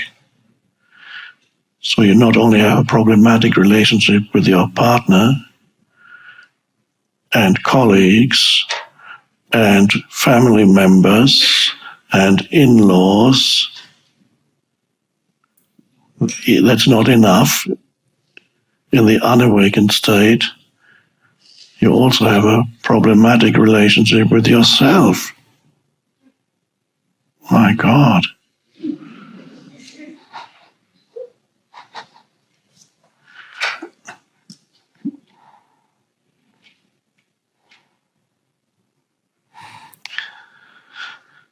There's a movie about a man who gets stranded on a desert island. There's a plane crash. He survives it. Then he finds himself on a beach. And he's there for, don't know how long, a year, 2 years, 3 years, survives on fishes he can catch and coconuts.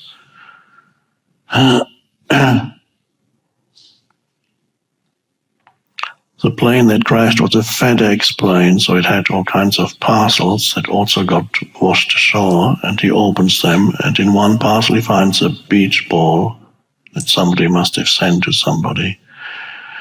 And because he has no companionship, he paints the face, eyes, nose, and mouth on the beach ball and begins talking to the beach ball. And after a while, he begins to have arguments with it.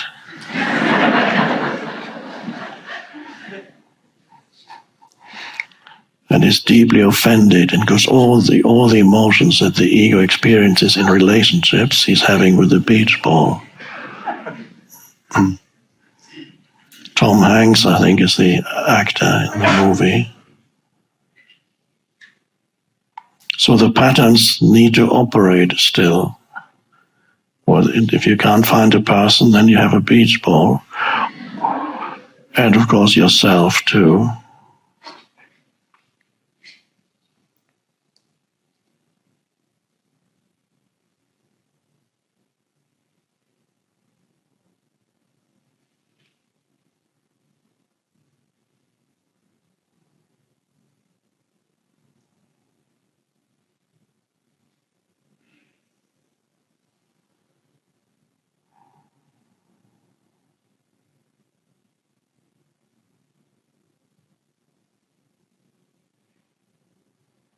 And that really is the meaning of knowing yourself, the deeper sense.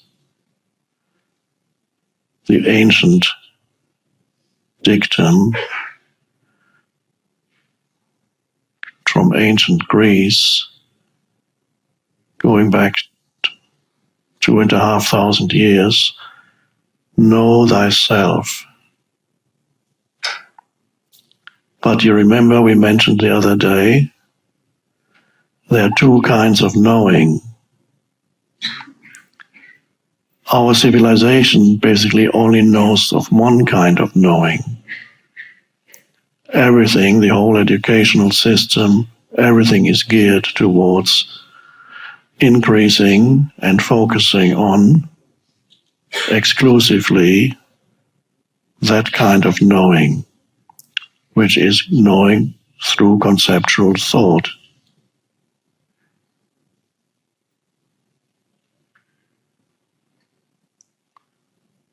And so the majority of humans on the planet don't realize the possibility of another kind of knowing, not to replace conceptual knowledge, and not even to be there in addition to conceptual knowledge, but to be there as something that underlies and is much vaster than conceptual knowledge, where you can go when you choose not to be involved in conceptual knowledge. You go to that vaster place that transcends conceptual knowledge and is deeper. It's a space, a deep space of knowing. And so the deeper meaning of the ancient dictum of going probably back to one of the first philosophers in ancient Greece, Pythagoras, know thyself, can be understood on two levels. One level is to know things about yourself. That can be helpful too, because that means you know how you function. You begin to learn about things about yourself that perhaps you didn't know because they were automatic. Sometimes in therapy it can be helpful to get to know yourself on a conceptual level about the person that you are, hidden motivations, things that you do but you don't know why you do, things you compulsively do, and you might understand certain things about you on a conceptual level.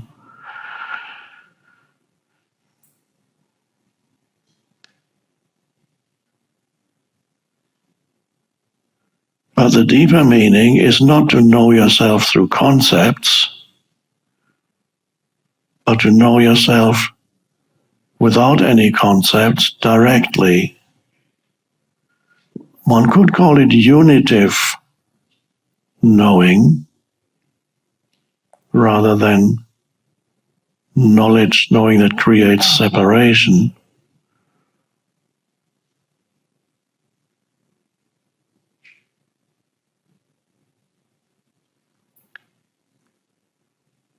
Now,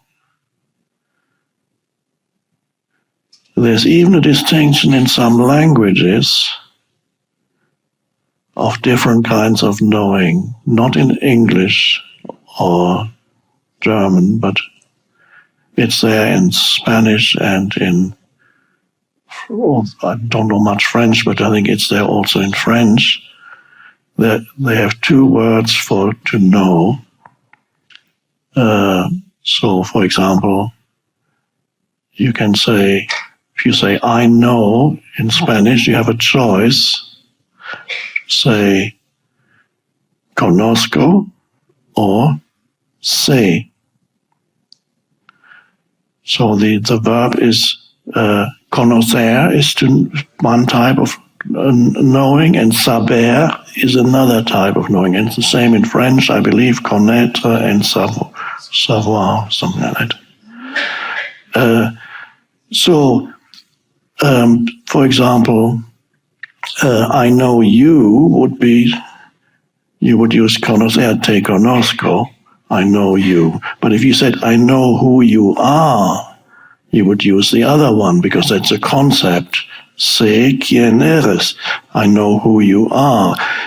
Knowing who you are is a concept. But if you say, I know you, there's something deeper there. That's interesting. Sometimes there's a wisdom, certain wisdom embedded in language. But that does not mean, unfortunately, that all native Spanish or French speakers are familiar with the deeper type of knowing. Life is hard. Life is not easy for any life form, from the smallest to humans, and it's probably hardest for humans because they have their mind. So you're continuously challenged by external events, and you're continuously challenged by your own mind. The first thing you tackle is your own mind, so that all the problems that you think you have, you make sure that there's some real challenges there and not some pseudo problems generated by the mind, by the incessant, useless overthinking of the mind, so that you wake up in the middle of the night and worry about things that's not happening but might happen, as an example. So these are not real problems, they are pseudo problems, but it's still a huge challenge, because you are being challenged by the unconsciousness of your own mind. And that is to be tackled primarily. Once you look through that, then you are no longer in the grip of, at the mercy of, your own mind and its conditioning. So awareness arises, presence arises, then less and less do you get challenged by your own mind, which creates pseudo problems, including overreactions to events, thereby amplifying the events and transforming an external event into suffering. I often give the example of when you have to wait for something, you get irritated and you get angry. That's called suffering. It's a form of suffering. Not realizing it's not created by the event, it's created by my mind. The moment you don't interpret the event as bad, it is as it is, you're not suffering. You might still be uncomfortable, but that's not suffering, it's not misery. You're just uncomfortable.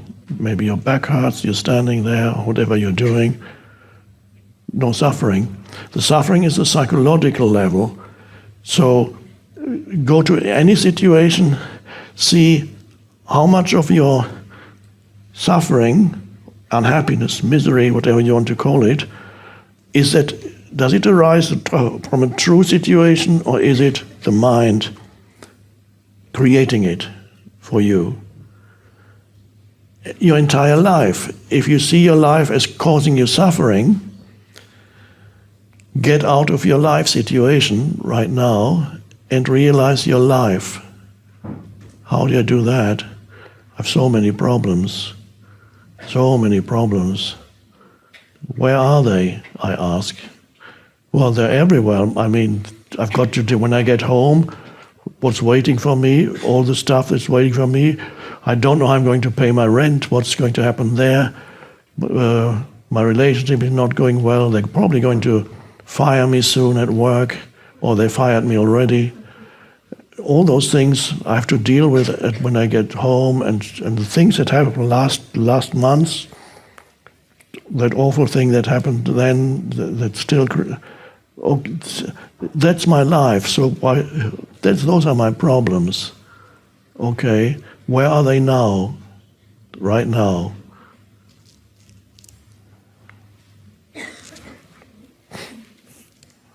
I can't see any.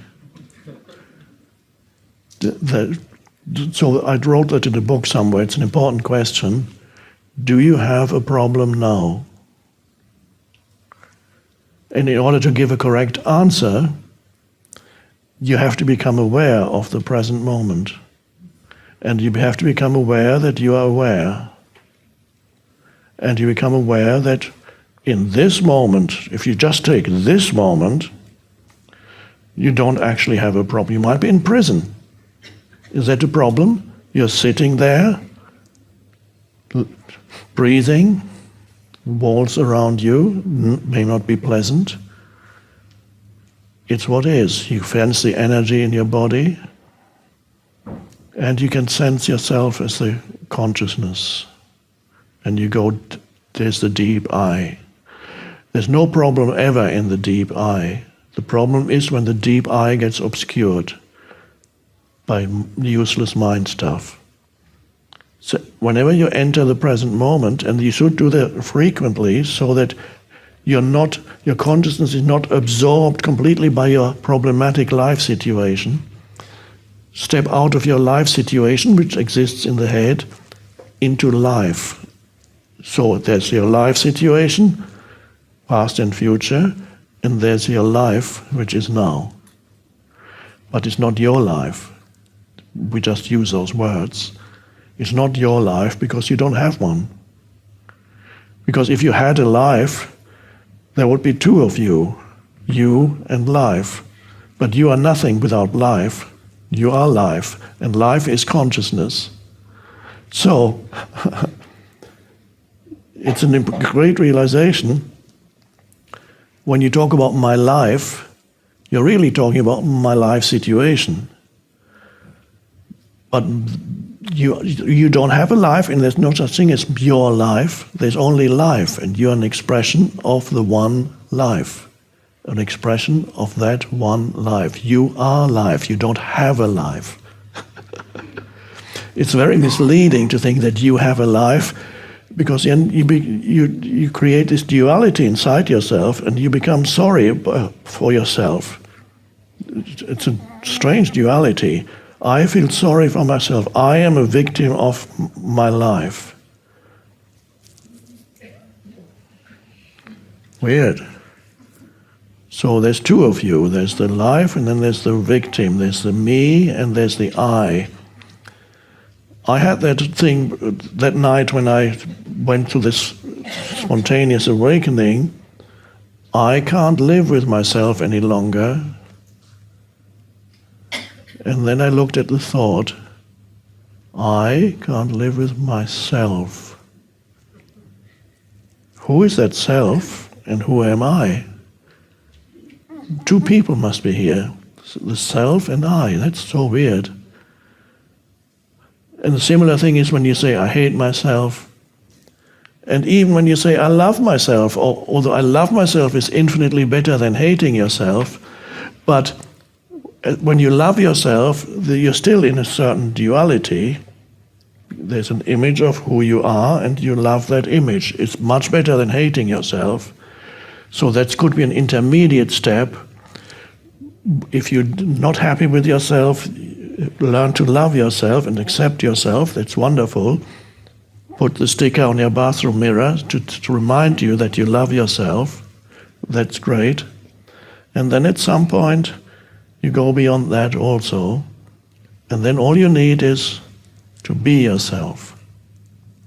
And then you no longer have a conceptual identity that you love. Because then you have a duality there. I love myself. It's like the Narcissus myth in ancient Greece, the myth of the young man called Narcissus, who at that time there were no mirrors, but one day he walked past a pool of water and he looked into that's the myth of Narcissus, he looked into the pool of water and he saw his own reflection in the pool of water, and he happened to be very good looking, and suddenly he realized that he was very good looking, and he said, wow, look at that. That's me. That was the earliest selfie.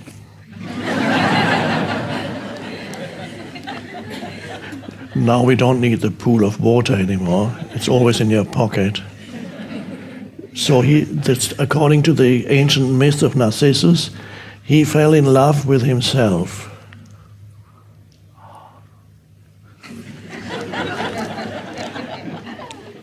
Now that would be a good thing according to some people. I really love myself. But it was more of an egoic thing, and what the myth really points to, by the way, his life deteriorated after that, but we don't need to go there, he got punished by the gods or whatever. So yes, of course he did, because what this myth shows is the arising of the human ego, of as you split yourself in two, and there's the me, the self, and there's I. So that duality is created. The mental image of me that you have a relationship with.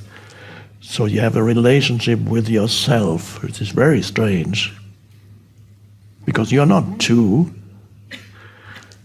And you love your dog because the dog doesn't do that. The dog does not have a relationship with him or herself. And the cat doesn't either. That's interesting. The dog doesn't love or hate himself. He just is. What about my life? Or self-esteem, I need to do something about my self-esteem. I'm not happy with the way I look.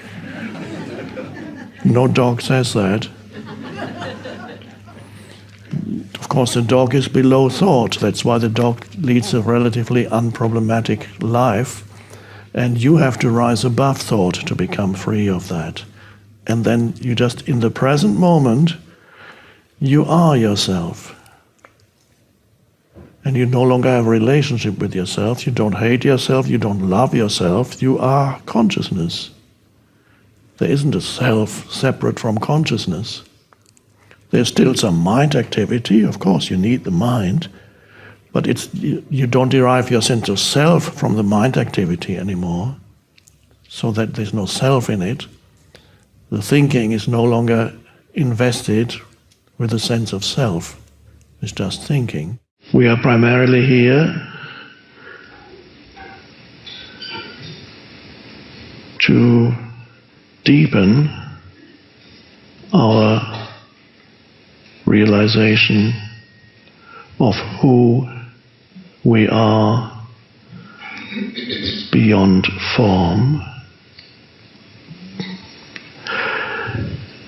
Both the Buddha and Jesus talked about an inner dimension that is formless,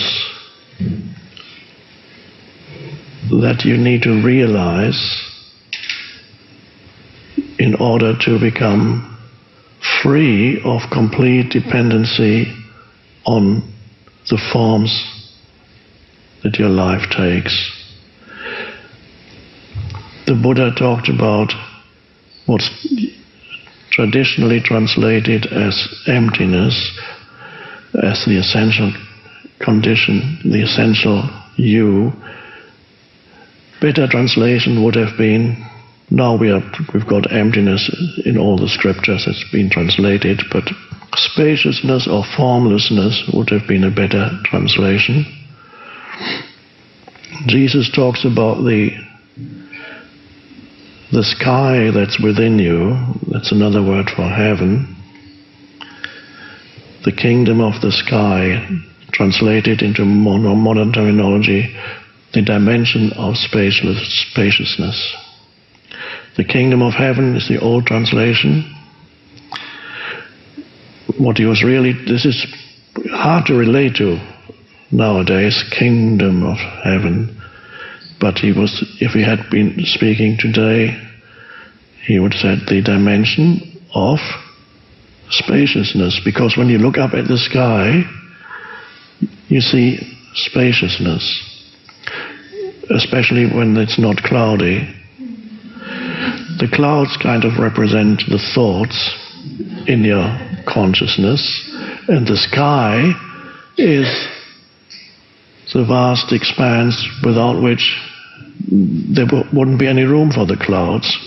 There couldn't be any clouds.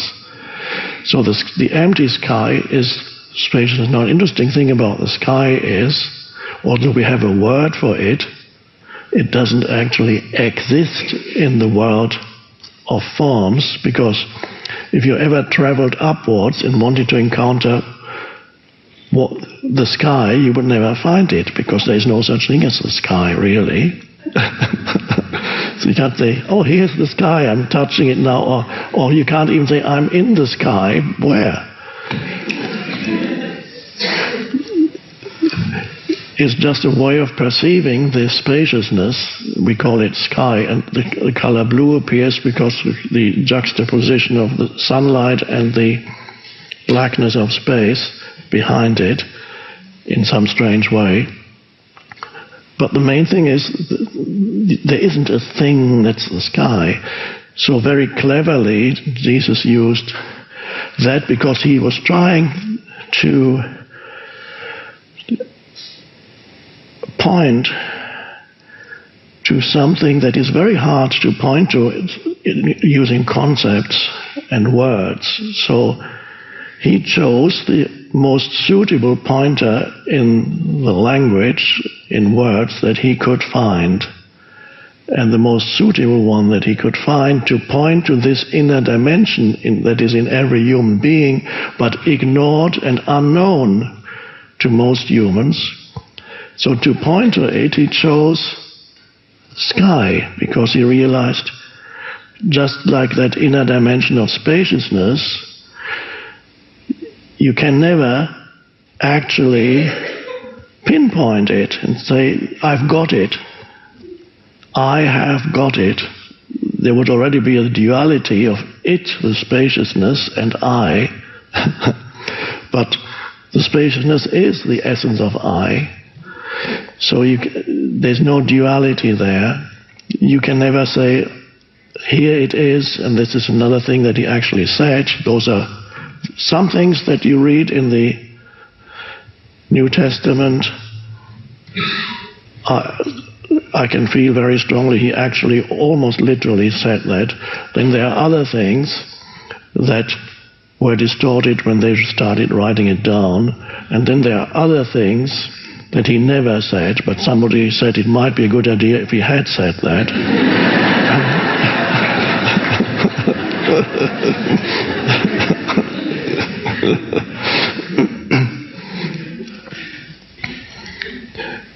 So the kingdom of heaven, you can never say, that's in a free translation, he said, you can never say, oh, it's over there, or oh, it's over there, look, here it is. You can never say that, because it is within you. In the same way, consciousness, which is what we are talking about, consciousness is the formless consciousness, that's the essence of who you are.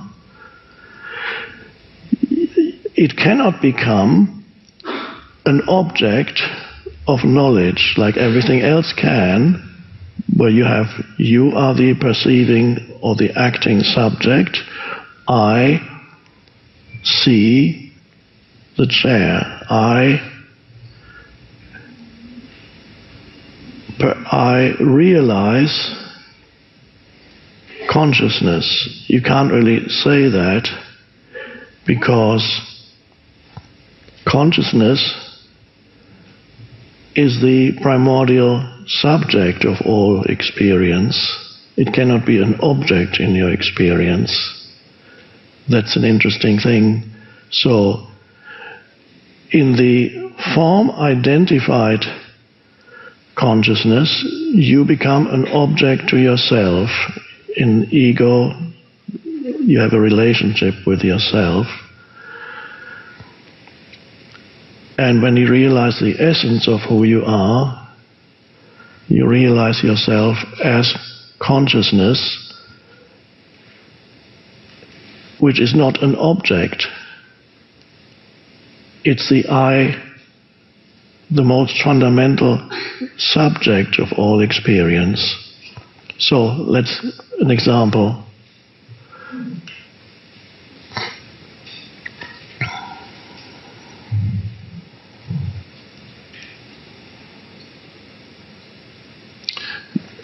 Some people say, I'm looking for myself, I'm looking for my real self, I'm looking for something more real than what I know about myself. There must be a deeper dimension and I'm looking for it.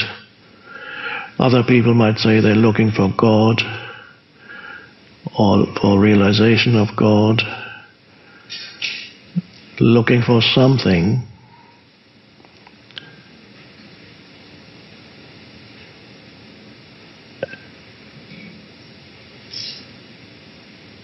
and when you become aware of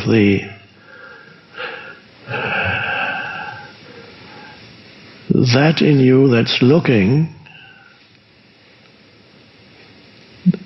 without having found any answer, without having found anything, and you're still looking for that thing, God, your true self, where is it? I haven't found it.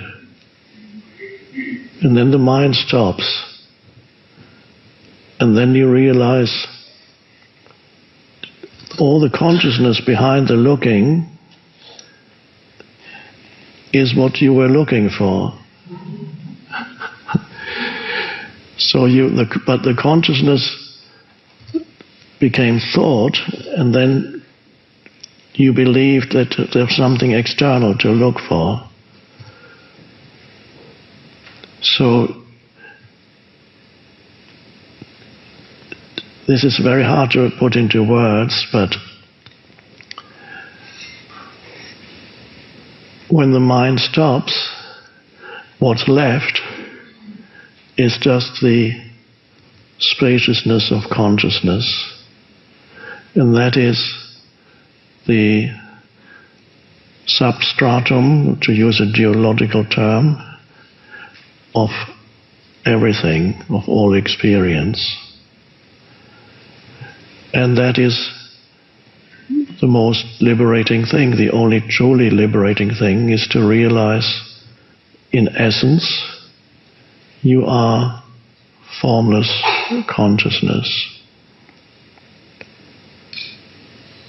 And then also the seeking stops. Have the main focus of your attention in your daily life in the present moment. The rest of your attention, so that's the main focus. Here's this. The rest of your attention is where you want to go to. Whatever task you're engaged in has a certain purpose. The purpose is you want to finish the task, then it has achieved its purpose, and that's here. And that's in your peripheral, the peripheral vision of your consciousness. That's where you want to get to. And this is what you're doing in order to get there. And your main attention is not where you want to get, and in the meantime you're just doing it in order to get there. You can see how that already creates an inner stress. I'm here, but I want to be there. That's the normal way of living, is the main part of people's attention is there, but in the meantime they are here, where they don't really want to be. To rather be there, as shown in famous stickers, on bumper stickers on cars, which say something like, "I'd rather be fishing."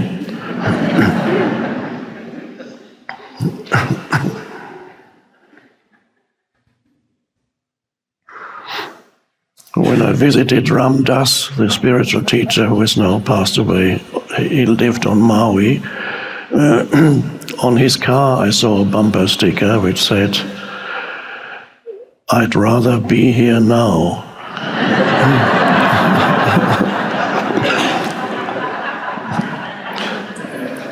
That's a good teaching on a bumper sticker.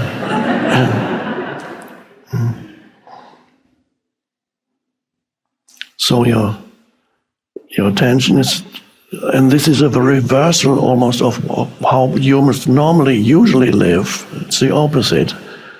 And so that is in itself already a shift in consciousness. And then, of course, you're also aware of the past. There's certain things that may have relevance in the present. That's fine. So peripherally, past and future. Usually future is the more important because you're moving towards that. And here's the central vision of present moment. In the present moment, you're either actively doing something, or you are more passively perceiving something. You're there as an observer, or you're just there, not actively doing, but simply perceiving. That could be when you travel back from here already. You might be sitting in a car. If you're driving, you're doing something. There it's particularly important to be present. Or you might be sitting on a plane, and that's a good opportunity for being you go into the witnessing mode. There's nothing particular to do unless you get out your laptop and start doing. That's fine.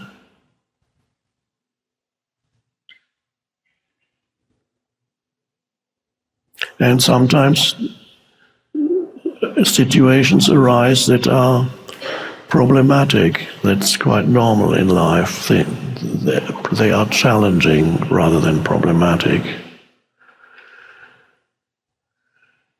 And then you face the challenge. You look at it, so to speak, not necessarily visually, but you give it attention. This is a challenge. Instead of unconscious reactivity, the challenge is your flight is cancelled. Oh. It's not one of the greatest challenges a human can have, but some people react as if it were.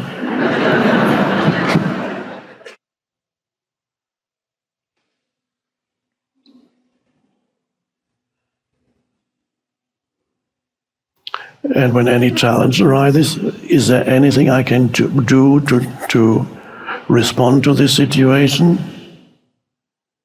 Or is that something where I simply have to say, well, for the time being, I accept the way it is, because right now there's nothing I can do. I heard, for example, at some airports they're so busy, not sufficiently staffed people, when the plane lands, they're still trapped on the plane for 2 or 3 hours. It has happened in Toronto and other places. That's a good opportunity for surrender. Some people can't do that. They start screaming and shouting. Does no particular purpose, but they can't help it. It happens to them.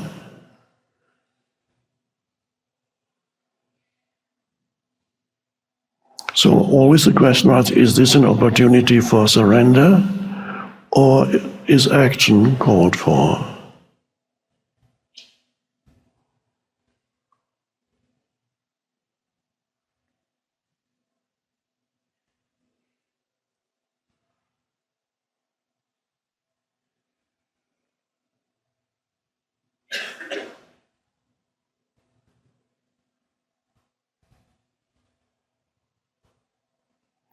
That is a practice to get used to until it becomes second nature, to have your attention in the present moment rather than elsewhere.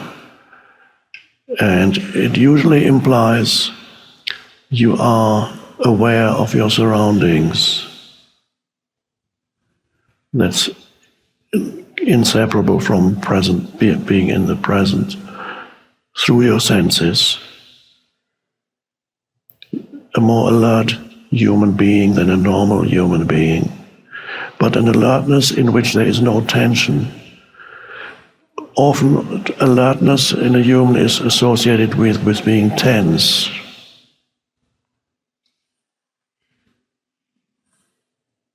But there's an alertness without tension.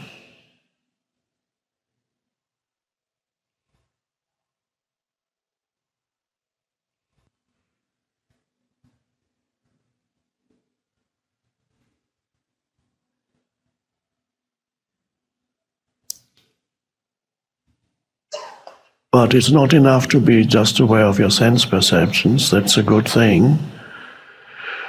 It also can help you to avoid dangerous situations that otherwise you just stumble into and you don't know how you got there. You're more alert of your surroundings.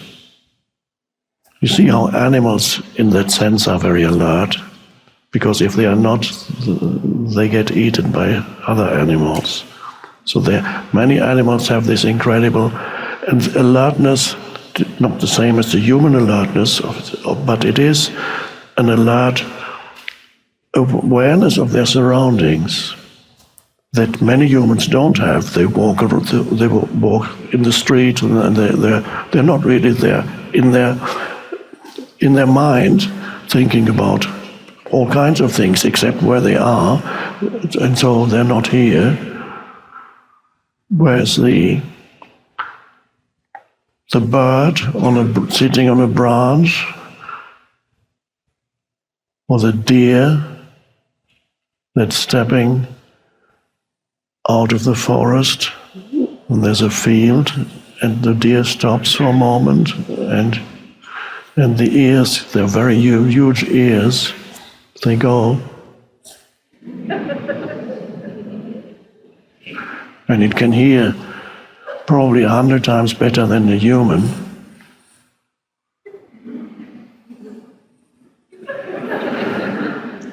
Or a bird on a branch sitting, it goes like this.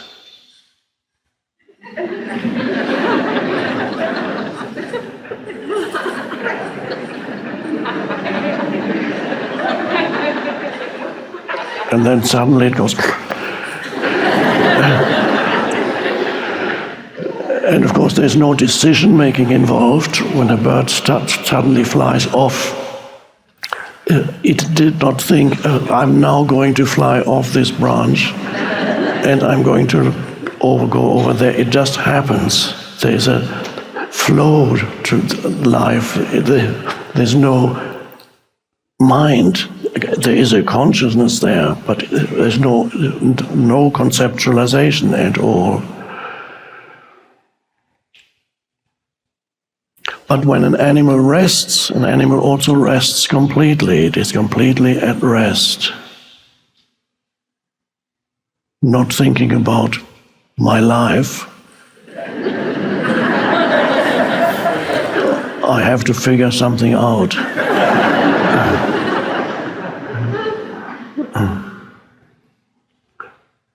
What's the purpose of it all?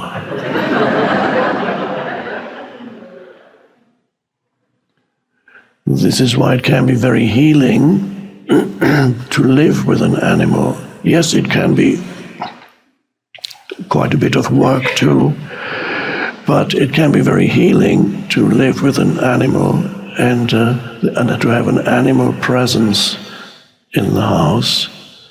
Dog, cat, usually. This unproblematic existence, except when the dog or cat are neurotic, which can happen, but there are reasons for that. You're usually connected to their early life, just like human childhood. When things go wrong in childhood, it leaves traces. So but usually dogs and cats' normal state is, unless they're hungry or want to go for a walk, they can be really rooted in being and joyful. The cat purrs, the dog's tail wags, and it's a joy just to see it. So at first, the being dimension, you find it as separate from external activity or thinking. And then that's a good beginning. And then gradually you learn that it is not irreconcilable with external activities. It's like presence through movement is a good practice, because it shows that you do not need to sit still to find stillness, which is another word for it, which people believe initially. Stillness also has kind of two meanings in English. There's, on the one hand, stillness means the absence of noise, but there's another meaning of stillness is the absence of movement. You say, sit still. It's the absence of movement. He stood still. He sat. So it's stillness points in English to the absence of either noise or movement. So when we talk about stillness, you might think you can't move in order to be, to consciously sense the being dimension. You mustn't move.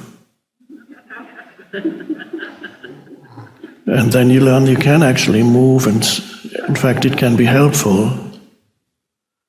You begin with that.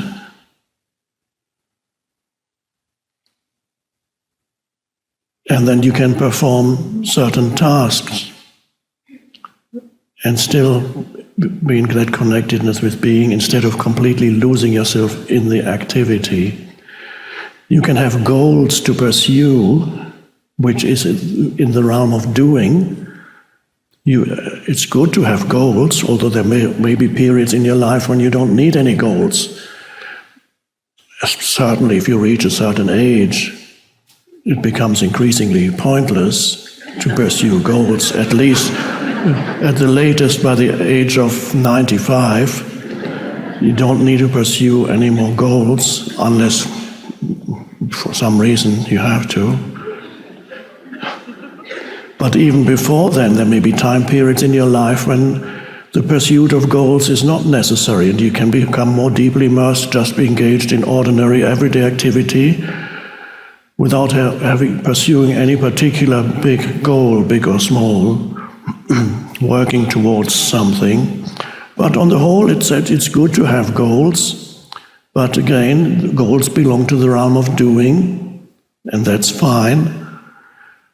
The problem arises if the goal absorbs so much of your attention, the meaning, the desired outcome, the place you want to arrive at, whatever that may be, passing an exam, achieving a certain position, acquiring mastery in some activity, whatever it may be, the desired outcome. If the desired outcome occupies a place in your mind that's overwhelming, or so you desperately need to go to arrive at that place, then in the meantime, all the things that you do, the steps you take, the activities you undertake in order to arrive at your goal are then simply a means to an end.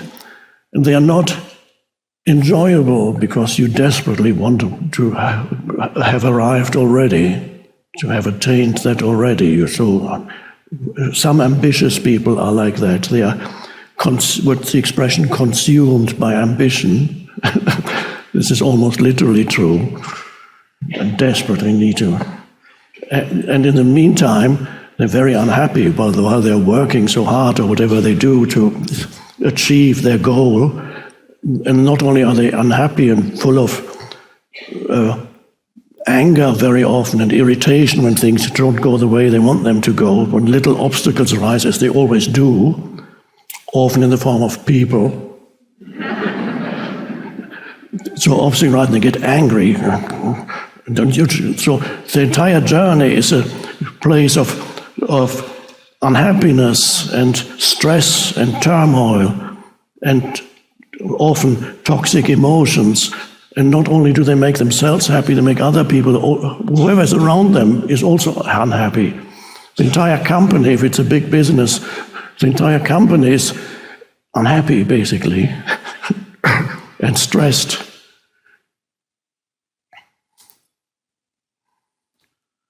And so, although there is a saying that in order to achieve anything in life, you need to learn to, what's the expression? I think it's to delay gratification. There is some truth to that, some truth. You can have one young person studies to go to college and studies in the evenings and only goes out occasionally. Then the next door neighbor can't be bothered, wants immediate gratification and starts drinking and indulging in not only intoxicating beverages, but also in substances and whatever, hangs out in clubs and drinks, and what's the point in doing anything? And a few years later, the one who delayed gratification achieves something, and so that seems to be true. The danger is, though, with that recipe of delayed gratification is it becomes a mindset in you that you cannot get rid of after a few years of practicing delayed gratification. You never arrive at gratification, except very briefly, and then you have to delay again because you have another goal that consumes you. That's the danger. So and all that means there's an absence of, that it's not balanced. The life is not balanced by the being dimension. You're so obsessed with doing and arriving and achieving that you cannot appreciate whatever is here at the present moment. It's like you're on a hike and you want to go to the top of the mountain or whatever it is, the final destination. You're determined to do it in 6 hours. I'm going to do it. I'm timing myself and I'm going to do and on the way you see the most beautiful flowers and the sky and incredible marvels of nature. You don't see any of that because you desperately want to arrive. This is your task. And finally you make it. But what was the journey like? It wasn't that great because you didn't see all the beauty around you. You couldn't stop and, as the expression goes, you couldn't stop and smell the flowers. Because if you could stop for a moment, there's the being dimension. Is present moment. It's inseparable from the present moment, from acknowledging the present moment. That's the portal or the entry point into the being dimension is the present moment. If you miss that, you might have certain successes, as what the world calls success. You might have certain successes in life, but fairly pointless, because the whole journey was a journey of unhappiness, and even when you arrive, you're still a stressed out being. I'm not necessarily saying everybody who is successful is that. There may be some humans who are able to balance being, and in fact there are. I've met a few who are very successful in the world, nevertheless are not lost in the activity, still being able to appreciate the present moment. And then, what about the delayed gratification then? How does that work? Well, is it possible to change your attitude, and instead of saying, okay, I have to delay gratification, are you able perhaps to enjoy whatever activity you engage in that before you call delayed gratification? Are you able to enjoy, if you start, let's say you're studying for an exam, or you're just learning to play an instrument and you want to get good at it, and other people are playing around and you are practicing, are you able perhaps to experience gratification even with the practice before you arrive at mastery, even at the very beginning? So it is possible to move. Many tasks can be performed in such a way that you don't need to delay gratification. Your attitude towards the task can change so that the task itself becomes satisfying already in itself.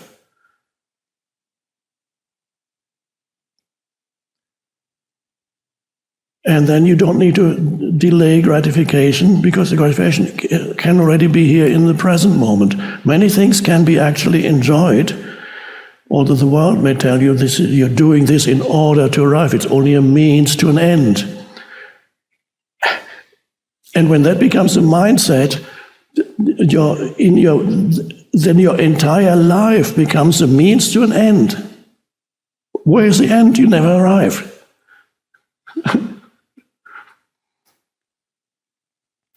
what is it? So you are transforming, converting, reducing the present moment to a means to an end. The only thing that ever is real. You're saying, well, I'm just trying to get there. This is just a stepping stone. That's the unconscious pattern. I'm trying to get there. Here is never good enough. Why is it not good enough?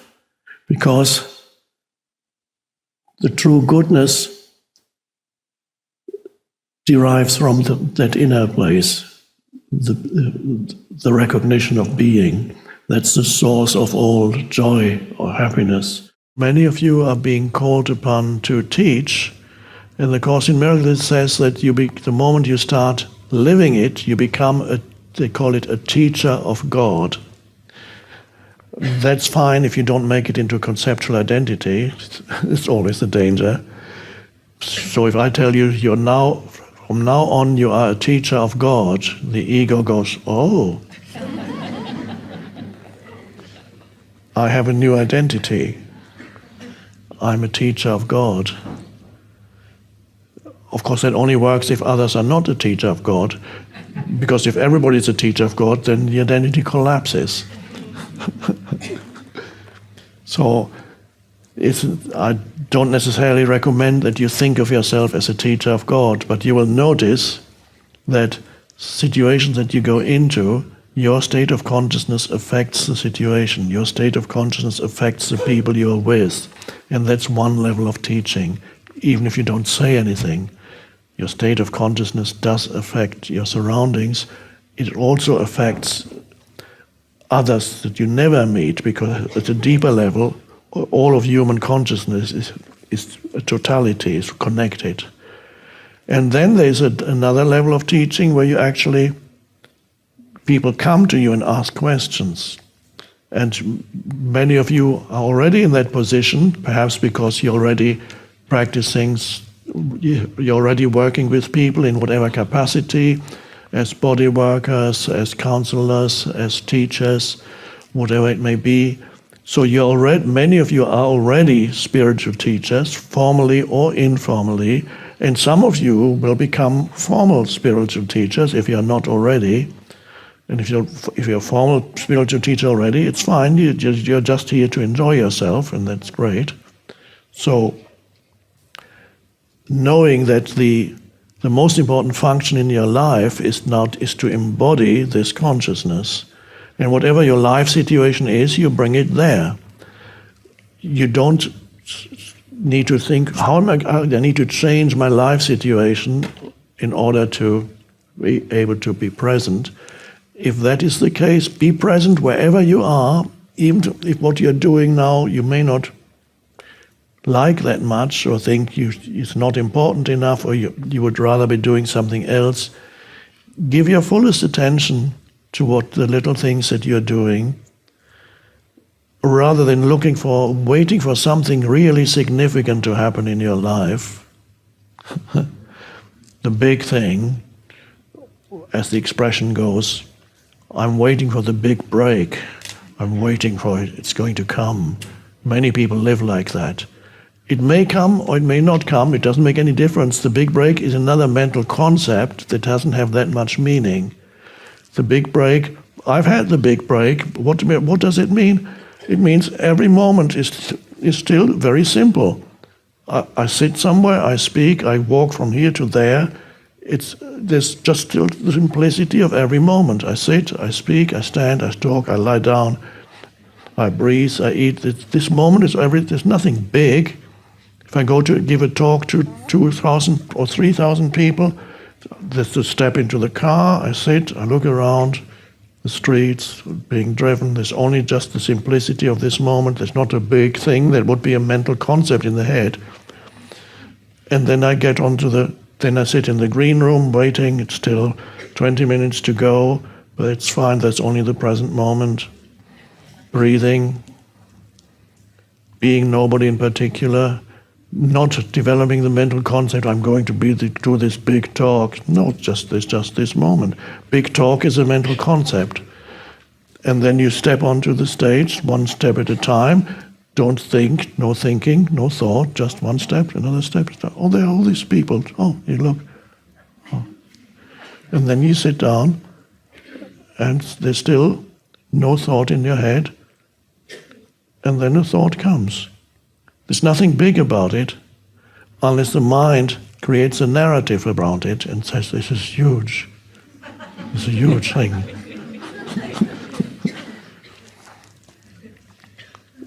And it requires vigilance, because it can be a challenge, these things. The world can be challenging.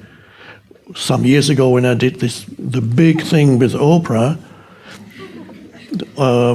again, everybody would have said, wow, you're doing that, and now you arrive in Chicago and they pick you up, and then you go to the Oprah studios, and the whole world is tuning in. They're sitting on these monitors, all these people, and so it's this huge event on the internet, the webinar with Oprah, amazing.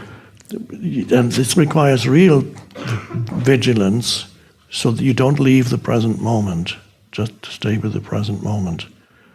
Otherwise, you build up a huge mental structure that will make you uneasy, and you start to believe in these things. The power is only there if you can stay centered in the now. In particularly in those situations, stay centered in the now. And then just little moments. And there comes Oprah, and you give her a hug in the now. Okay, it's fine.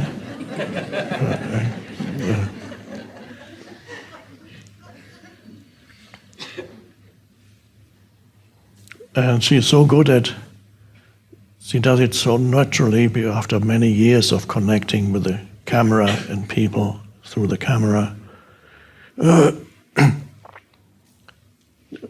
We sit there, and there's 1 minute to go, and she's still talking to me about this and that. And then 20 seconds to go, and she's still talking to me about. And just 5 seconds before, she looks into the camera, and then she just talks. That's and again, that's a good example of something that comes. It takes her over too. There's a presence that comes the moment she connects with the camera or the people. Something acts through her, something speaks through her, and that's the power that she discovered when some of you may know the story. And she might have told it on the webinar, and some of you remember that webinar from years ago that we did. But it's a meaningful story. It's a simple story, but meaningful. How she discovered her own power. She was in her early 20s, and she was a newsreader at a TV station in a southern Oklahoma or somewhere like that.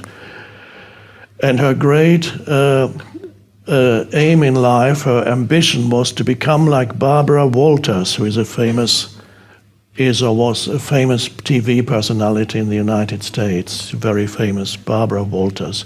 So in her early 20s, I want to be a Barbara Walters. I want to become like her.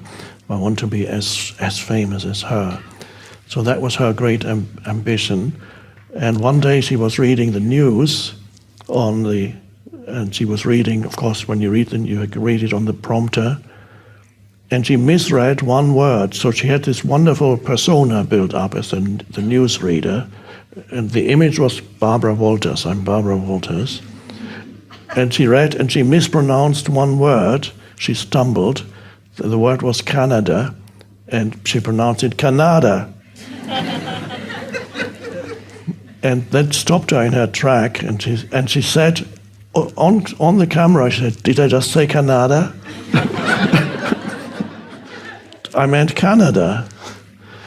And she noticed something at that moment, and there was a power suddenly there that wasn't there before, because the role had collapsed. Her ego was playing a role. The role she was playing unconsciously had collapsed because she made that mistake and then admitted she made a mistake, and she could feel it felt so much better not to be playing a role. So when the role was disrupted, that was the first time she connected with, this is my interpretation, she didn't add that to the story.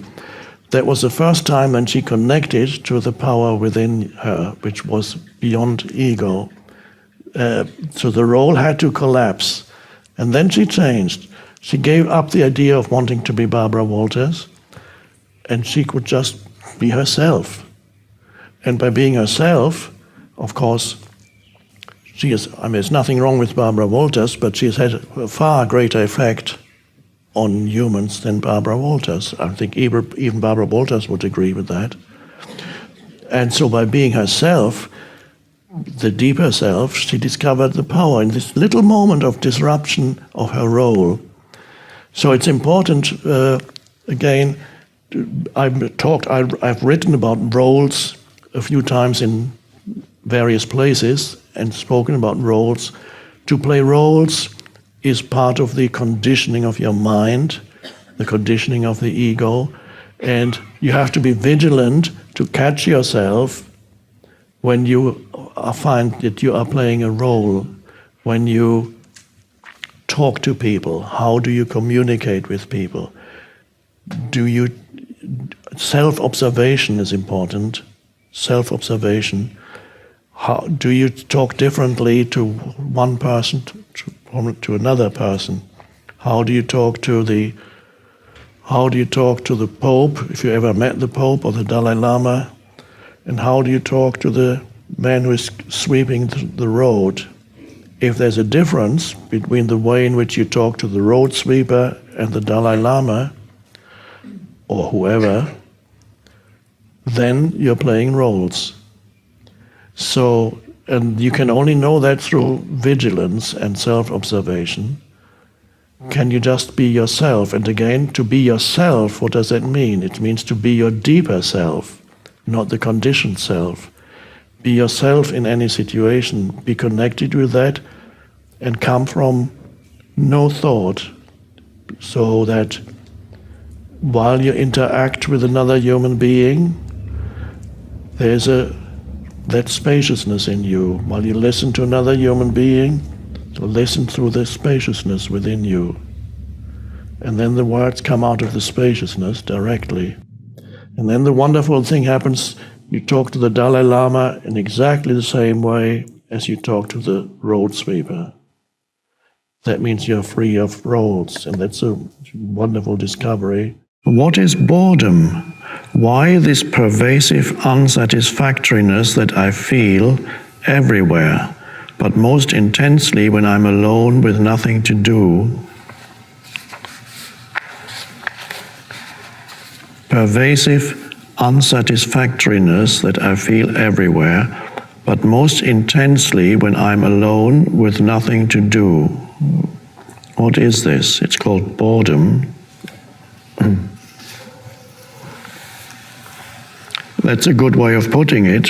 Pervasive unsatisfactoriness.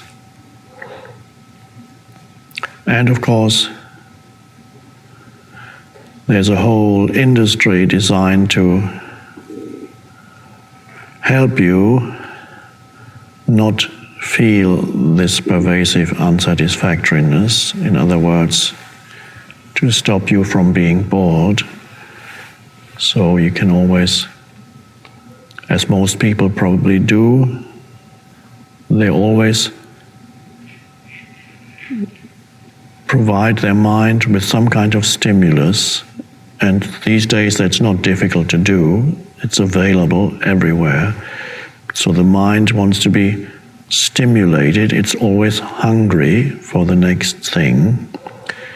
So when people get home from work, immediately the mind needs to go into the next thing. And once you've cooked your dinner and eaten your dinner, then the mind goes into what's the next thing? Is it television? Is it picking up a phone? Is it internet?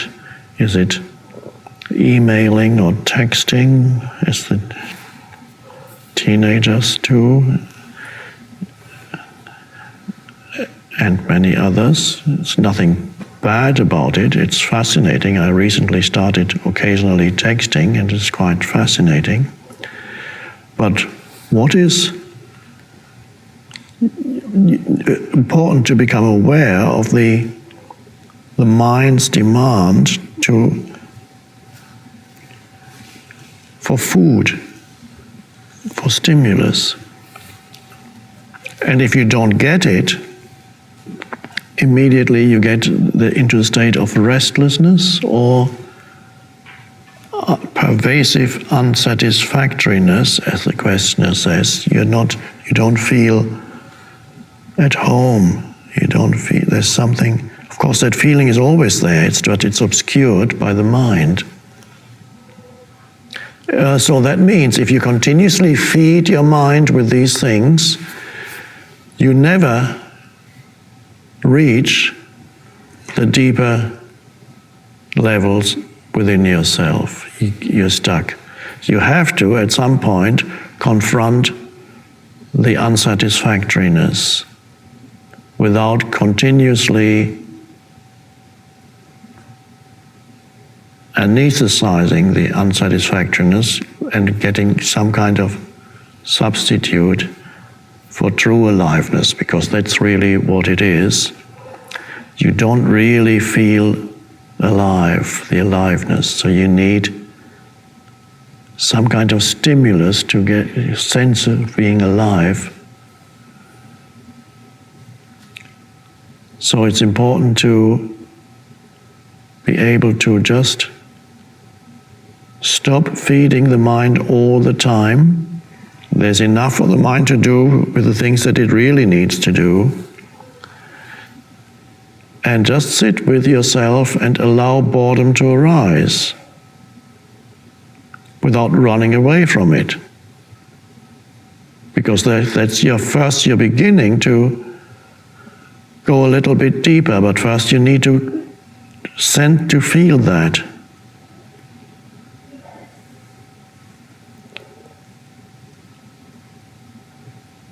And if you don't run away from it, you can actually go through boredom. It's like suddenly you're through. So it's a little obstacle there inside you. But if you don't run away, stay with it, suddenly, before you know it, you've gone deeper into yourself, especially if it might be helpful to feel the inner body while you sit. When boredom begins, boredom comes in, you can feel it. You start looking around. What's the next thing I can do or think about? There must be something to do or think about or worry about, even better. And you stay and you notice that. And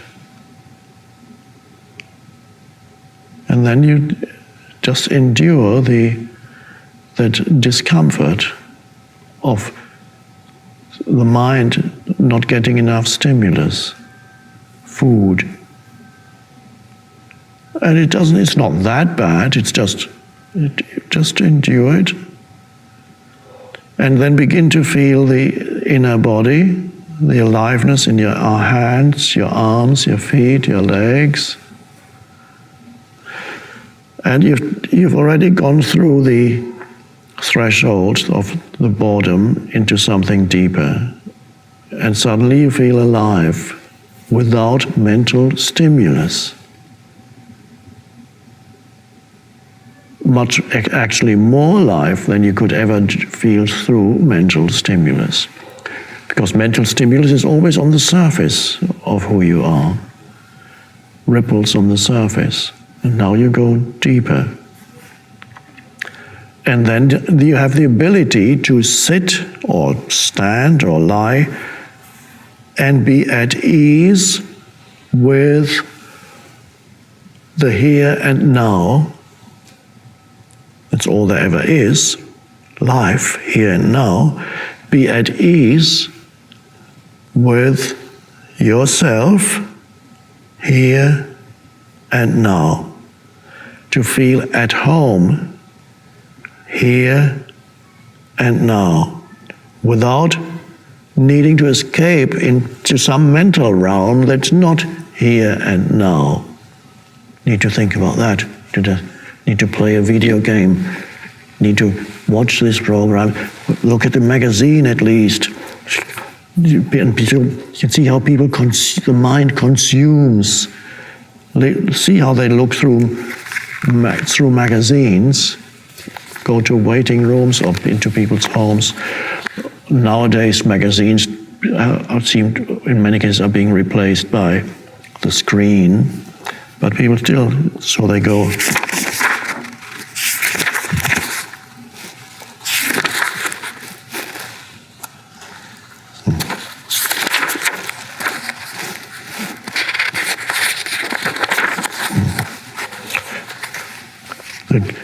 A greedy search for what's the next, and nothing is quite interesting enough. It's always the next thing.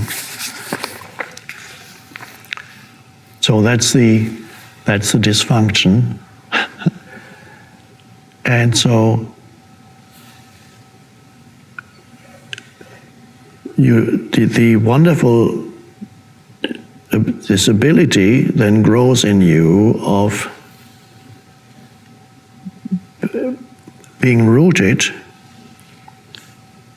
in the present moment, in yourself, without needing some mental external stimulus to make you feel complete or alive.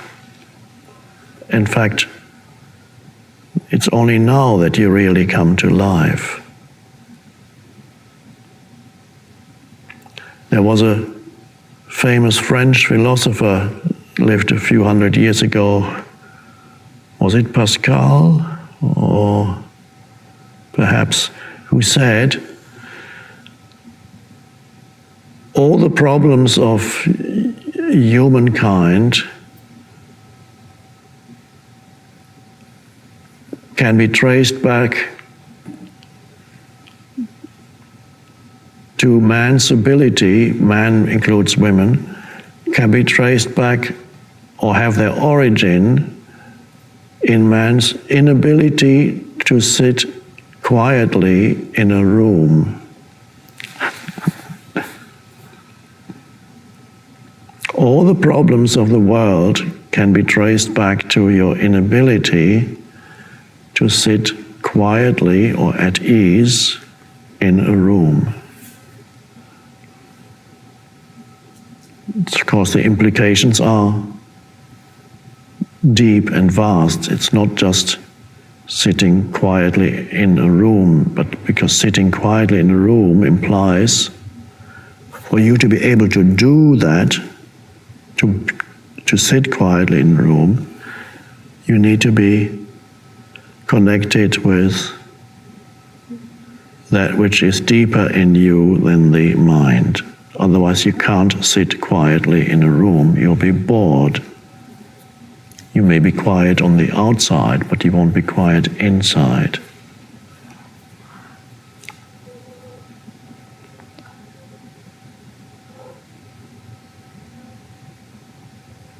So you go within, use the inner body as a starting point for going deeper and taking your attention away from where it's usually lodged in the thinking mind. So you go through boredom into being. And suddenly you enjoy just being. That's an enormous awakening if you can just enjoy the simple fact of being, and then you, from that state of aliveness of being, you can look around you and find pleasure and satisfaction in what you see or hear or perceive with your whatever sense. The little things around you, their quiet presence, the flowers, the table, the curtains, whatever is there, the sky through the window, the room, the totality of the room, the quietness, and it's all Lovely. So you don't need all these substitutes anymore. You may still, of course, you still use the internet, or you use it for, but not anymore to continuously, because you cannot stand being with yourself. You can't stand yourself. And that's the reality for most people. You can, now think of that, or realize what that means, how dysfunctional that is. You can't stand yourself. That's why you continuously run into this and into that and into that.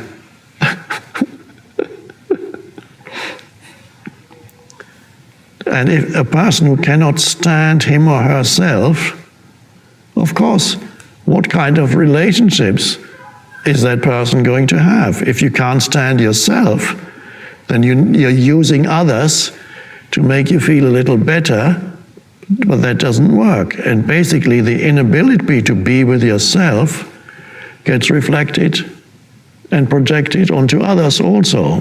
And there comes the ability of being with other humans, because at first you try to use them and then you can't stand them either.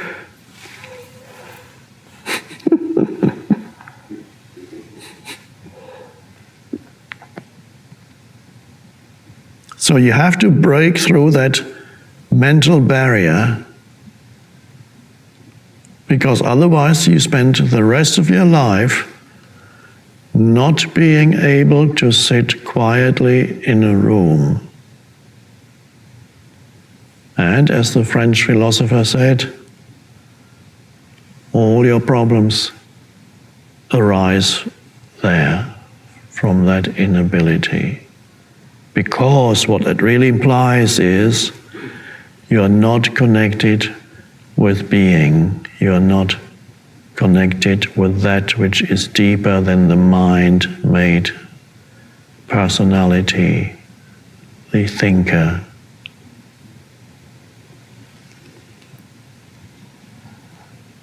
So, come home to yourself so that you can enjoy your own company. And then you can truly enjoy also other people's company, rather than use them as substitutes. Enjoy yourself, as the expression implies. It all starts there. Can you enjoy yourself, your being? Otherwise, nothing will satisfy you, ever, because you're not at ease with yourself. And you take your dissatisfied self wherever you go, into any relationship or any place. Time is ultimately not helpful as far as your awakening is concerned. Time is not helpful. In fact, it's a hindrance in your awakening. Okay, so no time is required for awakening. Okay, now the mind says, let me try to figure this out. That doesn't make sense. Meaning I've been meditating for nothing all these years.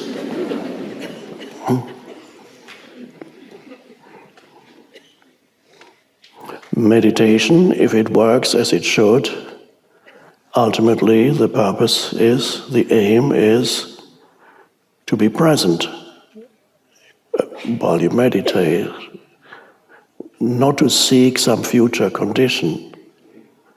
This is a fundamental mistake that meditators make, is they imagine a future condition that they want to arrive at or achieve, and they think, if I just practice more and harder, I will eventually achieve that awakened state. And that belief is actually a hindrance. So, because then you are doing a meditation. And if you're doing a meditation, you miss the one thing that is the awakened state, and we could call that being, the realization of being. There needs to be a cessation of doing, an end of doing, in order to realize being. You have the two dimensions in your life. Doing, it requires time, and being, that requires no time. Now, most humans are unaware of being. They are lost in doing.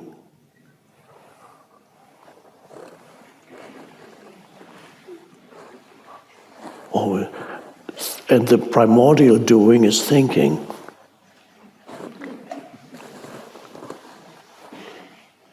And then you miss the now, which is inseparable from being. So I invite you, as we speak, or I speak, or the speaking happens. I don't know who is speaking, something is speaking. And invite you here and now to become aware of being here and now. Now, how does... Some of you may just, as I say these words, which are only pointers, like signposts, as I say these words, some of you may be able to sense their own beingness. You sense that you are. And if you have no idea what I'm talking about yet, you're still trying to understand it mentally, let me take you then gradually into the being. Let's become aware of this moment.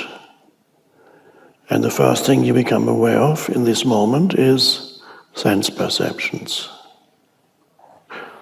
Visual, auditory, and then some of the others do tactile and so on. But the predominant sense perceptions are the visual and the auditory. You hear and you see. So this is you're becoming aware of the present moment, which has taken the form of sensory perception, here and now. And you look around the room, or you see this person, so-called person, sitting on a chair. And you can take in the totality of the room.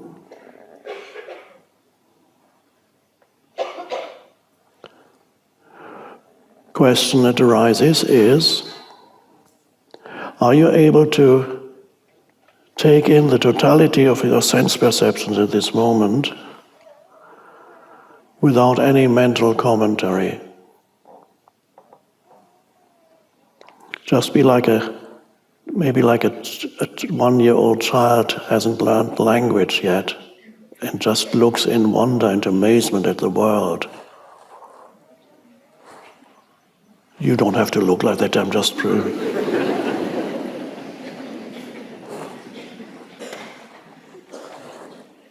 So you look around at the innocent perception without, is it possible for you, only you can answer that for yourself, but not through words, through just a knowing.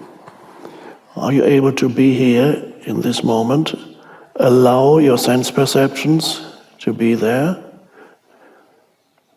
being aware of all these things without commenting mentally, without interpretation, Just let it be.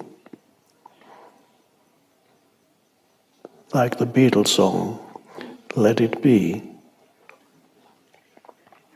Now there's a shift in consciousness that's already happened, because when you interpret your sense perceptions, that's the conditioning of your mind. It's a person perceiving things. But when you don't interpret, there's still a knowing there, but not conceptual. There's a deeper knowing. But the person isn't there really at that moment when you're not commenting, not interpreting, not imposing some kind of interpretation on the world. Then the person that was there before when you were commenting has been replaced by awareness or presence. So there was a person, but then the person comes to an end temporarily, and there's simply who or what is perceiving this room when you are not commenting according to the conditioning of your past. Who or what is perceiving this? Awareness itself. So something has receded, the person, and something else has arisen to replace it, so to speak. Awareness. That awareness is very still. Stillness is sometimes in spiritual discourse. Stillness is another important term. It's just another pointer. It's stillness. So, and that stillness is not a sleepy stillness. It's an alert stillness. And so a shift has taken place from being a conditioned entity, conditioned by the past, and now the shift has happened, and suddenly just you are that space of awareness. And so the next step in presence, you're not just, yes, you are aware of your sense perceptions and you're not labeling, but you're also aware of the awareness itself, through which you are able to be aware of sense perceptions. You're aware of your, let's say, words are very limited, but we have to use them. You're aware of the being of yourself, the presence that makes sense perceptions possible. The presence of consciousness that makes sense perceptions possible. And you can sense that not as a subject-object relationship, although when we talk about it, it sounds like a subject-object relationship because language operates in that way. Language has a subject and an object, so as you use language, you say, I am aware of awareness. That creates a duality that's not really there. When you talk about it, there's an I that is aware of awareness, so there's two of you, but there isn't. It's only when you start talking about it. You become aware of yourself as awareness itself. Awareness becomes self-aware, whatever you want to call it. But that is an amazing thing, that you are able to enter even if it's just for brief moments. For brief moments, you can become free of the person. Oh my God, that heaviness, that burden that people carry around, that they are so identified with, that they are that heaviness. And that's why many persons, their identity is intimately bound up with this burden of problems that they have to figure out how to solve my life problems. So for many people, their identity is, I am a problem to be solved, that's seeking a solution. And then you go to a therapist.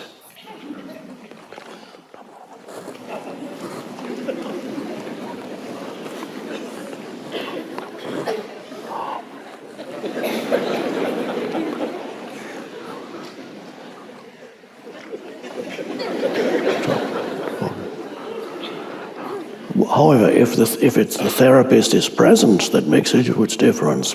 But I don't know. I'm sure there are some therapists here.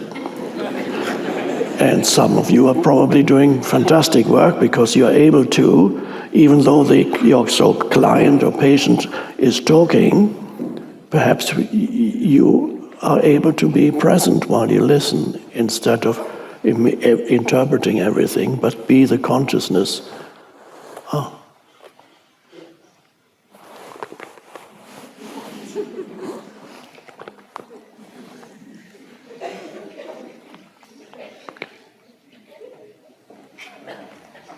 And then perhaps some awakening can happen if you embody presence. So the big secret, it's not a secret, but it seems to be a secret, to be aware that you're conscious, to be aware of yourself as consciousness, as awareness, as presence, to sense the beingness of you, which is not the you, the limited you, it's actually the beingness of the universe in you. And then you can contemplate with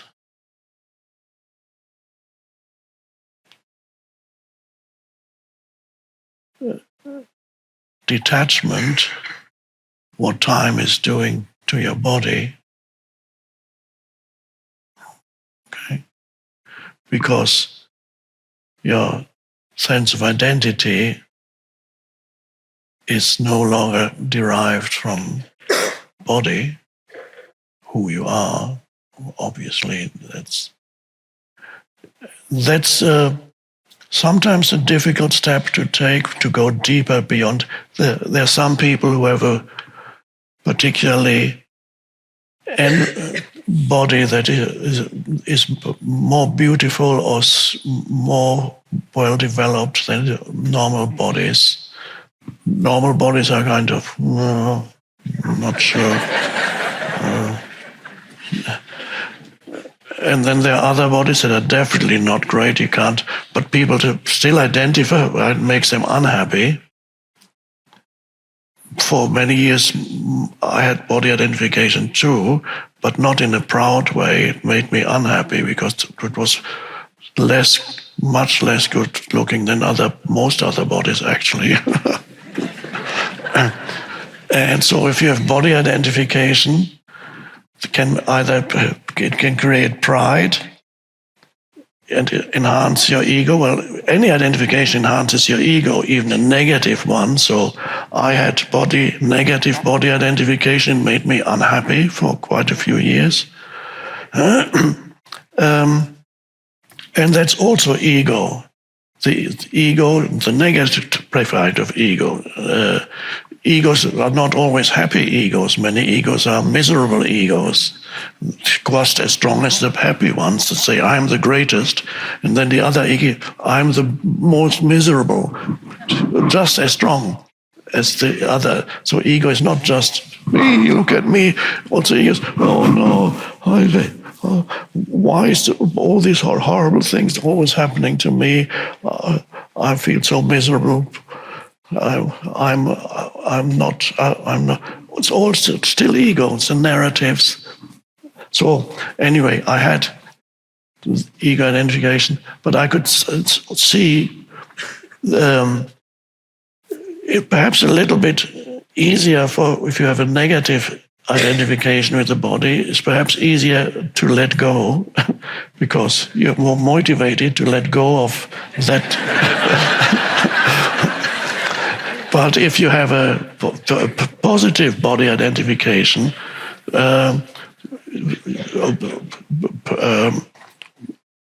very good looking, whether man or woman or strengths,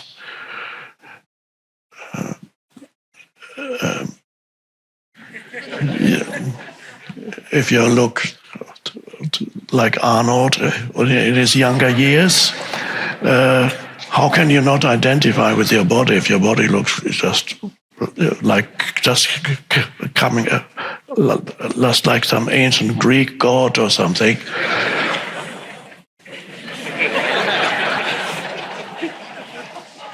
And so, or you're very beautiful, and every time you look in the mirror, you see how beautiful you are, and these days you continuously post images of yourself into the world. Look at me, look at me, look at me.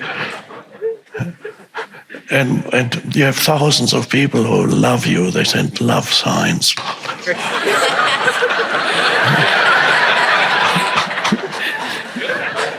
Me. And so many people have their strongest identification is with body, and the rest, the psychological entities, come secondary. That's also ego, of course, but psychological entity, whatever they are on the level of their personality, becomes secondary, or what they have achieved becomes even secondary. The body figures so prominently in their sense of identity that goes on for years. When I was in my 20s, anyway, somebody had asked me, some god had come down and asked and said to me, I offer you a deal. I'll give you a great body like Arnold, or, well, not, it doesn't have to be that extreme, but just a good-looking body. Well, some would say Arnold is a bit going over the top a bit, but just a beautiful. I would have that, and he said, but you have to give up 20 years of your life. You are 20 years younger, but I'll give you a great body that you can enjoy for a few decades. For 3 decades, you can enjoy this. I would have said, it's a deal.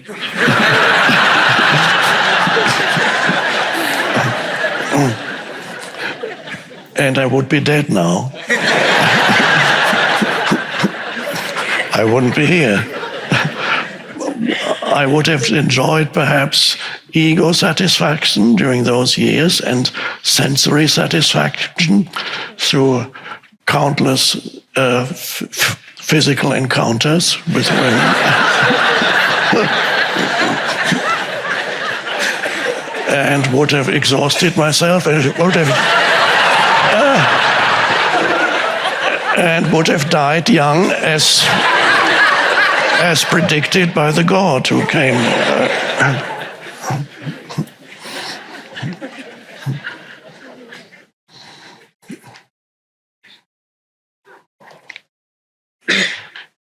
We were walking, or I was walking on a waterfront, I believe in Sydney, Australia. It was a lovely day. It was perhaps a Sunday morning, and not excessively hot, just very pleasant temperature. Everybody was enjoying themselves. And then I saw one man walking without a shirt on, just bare.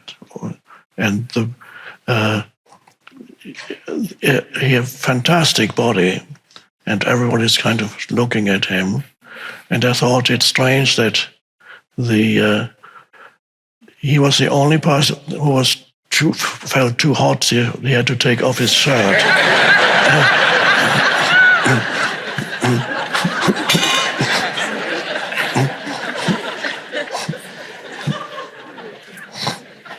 Strange.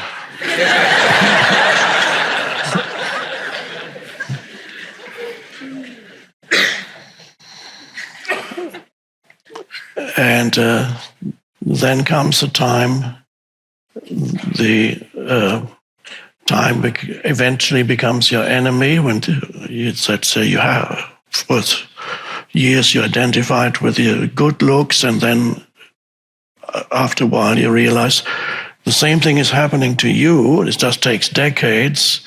That's happening if you put a fresh apple on your windowsill and wait a few weeks and see what happens to the apple that you leave there. It kind of shrinks and becomes, It develops. It goes. Before it looked,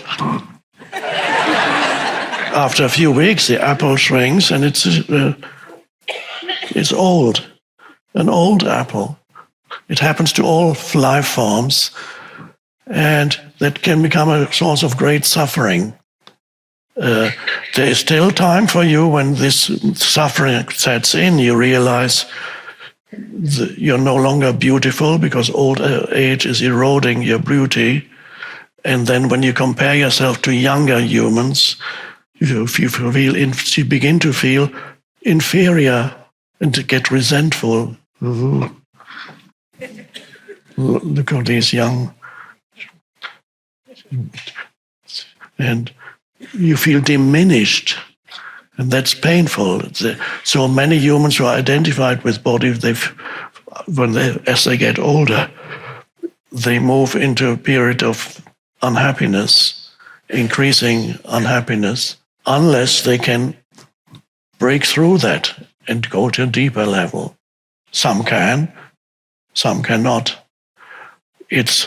I would advise to go to that deeper level before the time starts to erode you, but as soon as possible. But there's always a chance to go there. So at the latest, shortly before you die, I would hope. But for many people, when they reach old age, the patterns are so deep-seated that are associated with the ego identity. They have become so rigid and so deep-seated that they're trapped in them. There's nothing you can do. We've all met old people like that. Instead, old age is meant to be a flowering of consciousness. As the body begins to dissolve, something else emerges, and it can be a beautiful thing. In many other cases, this does not happen. And we've all met old people who are cranky and angry and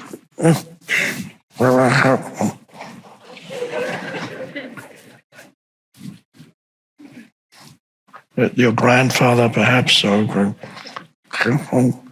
you're still in all that spiritual nonsense. Are you still doing that? It's all rubbish, obviously. You know. I know it all. I've seen it all. And I have an opinion about everything. I know everything.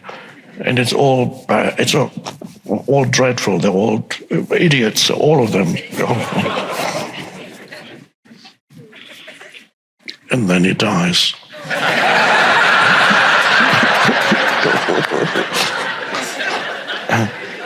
My God.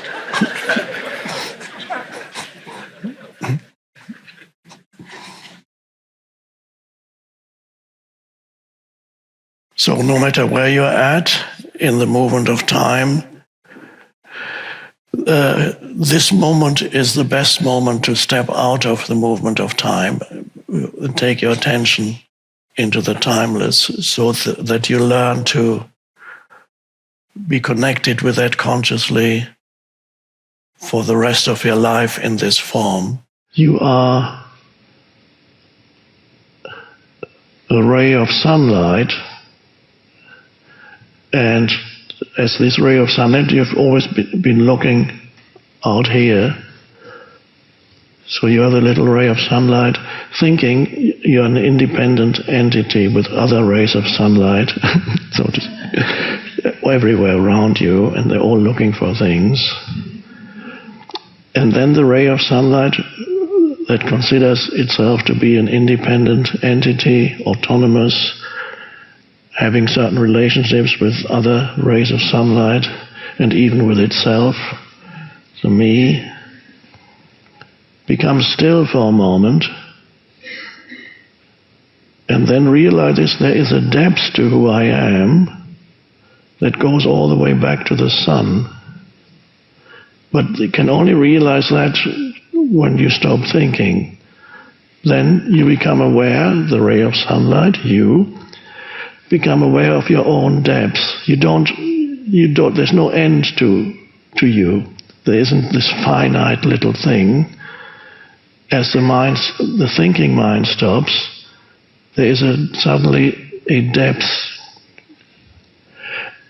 And in that you realize that you are not a disconnected fragment that has been thrown into this universe by some malignant deity that enjoys your suffering.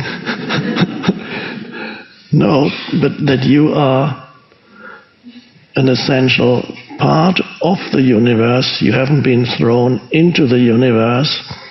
You have come out of the universe. And so in this analogy, you have come out of the sun. And as the mind stops, and then you can actually sense how far you go back, but there's no distance. You are actually never separate from the sun. The ray of sunlight realizes suddenly that it is still actually part of the sun. Nobody can say where the sun actually finishes, because it doesn't have a boundary. So the light that reaches us from the sun, one could say, is still part of the sun. We are all within this vast energy field of the sun. This is an analogy. Sun is the closest you can get in the sense-perceived universe to the source of all life. Because in the sense-perceived universe here, the sun is the source of all life. The very heat in your body comes actually from the sun. It's all the energy we use is stored up energy from the sun. One day we'll find a way of using sun energy in a much more intelligent way than fossil fuels and so on, but that's another matter. So you realize the ray of sunlight realizes that it's still connected to this vastness, to the source, and that's the self-realization of the ray of sunlight, that it was never separate and could not even exist as a separate entity. It's totally impossible. And then the ray of sunlight actually becomes a much more peaceful and relaxed being while it's still there.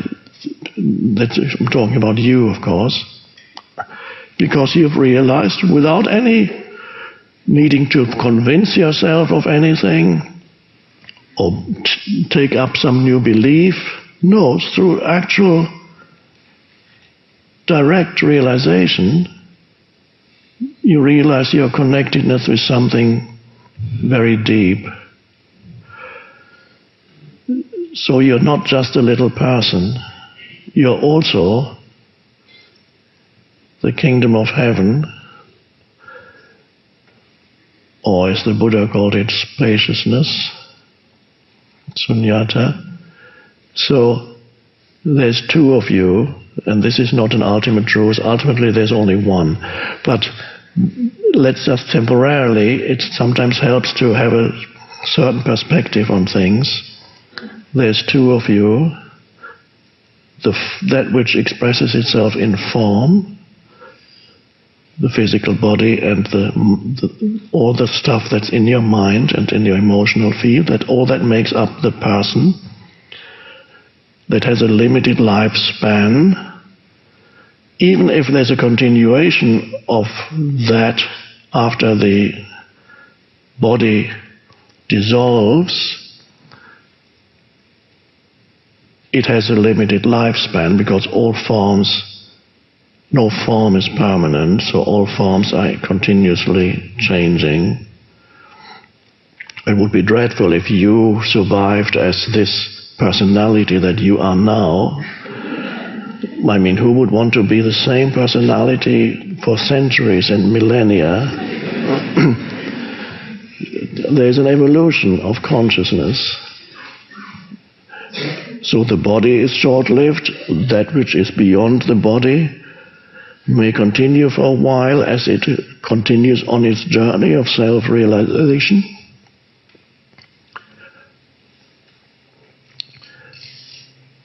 But you are that which is the form identity, and more essentially you are that essence identity. The two. And all the great spiritual teachings, all they do is point to the possibility for you to realize that there's more to you than meets the eye. To use an expression, what meets the eye is first when you see another human being, or you look in the mirror, or you look down yourself. What meets the eye is first the physical body. Then what meets the eye, metaphorically speaking, when you meet another human being, is their personality, the things, how they act, what they say, how they behave. That's already unseen, but it manifests in the scene, so it meets the eye. That's all the form of the person and your own form. And all spiritual teachings really come down to somebody trying to show you that there is another dimension to who you are. And whether they call it in the kingdom of heaven that's within you, or the emptiness that's the essence of who you are, or in other teachings, the true self. In certain in India, they talk about the true self, or the self, it's sometimes called. And then people who haven't had not even a glimpse of a realization, they may be religious scholars, they say that Hinduism, the Hindu talk of a true self or the great self, and the Buddhist teachings of no self is totally opposite. They don't realize that they're talking about the same thing from a different perspective. When Buddha talks about the unreality of the self, he's talking about the unreality of your form identity, the dreamlike nature of your form identity. And in order to get you to realize your essence identity, he talked about inner spaciousness. And what is meditation all about that he taught is to help you stop the mind, not as an active thing, but as a relinquishing, and then there's the spaciousness. And then you know who you are without having added any concept in your mind to who you are. When we think of knowing who you are, we think you must know more about you, but that's not that knowing. If you want to know more about you, then you'd have to perhaps go to psychoanalysis, and then you can delve deeply into your form identity. And many things will come up, but eventually you'd have to go deeper beyond that in order to be free of complete identification with form.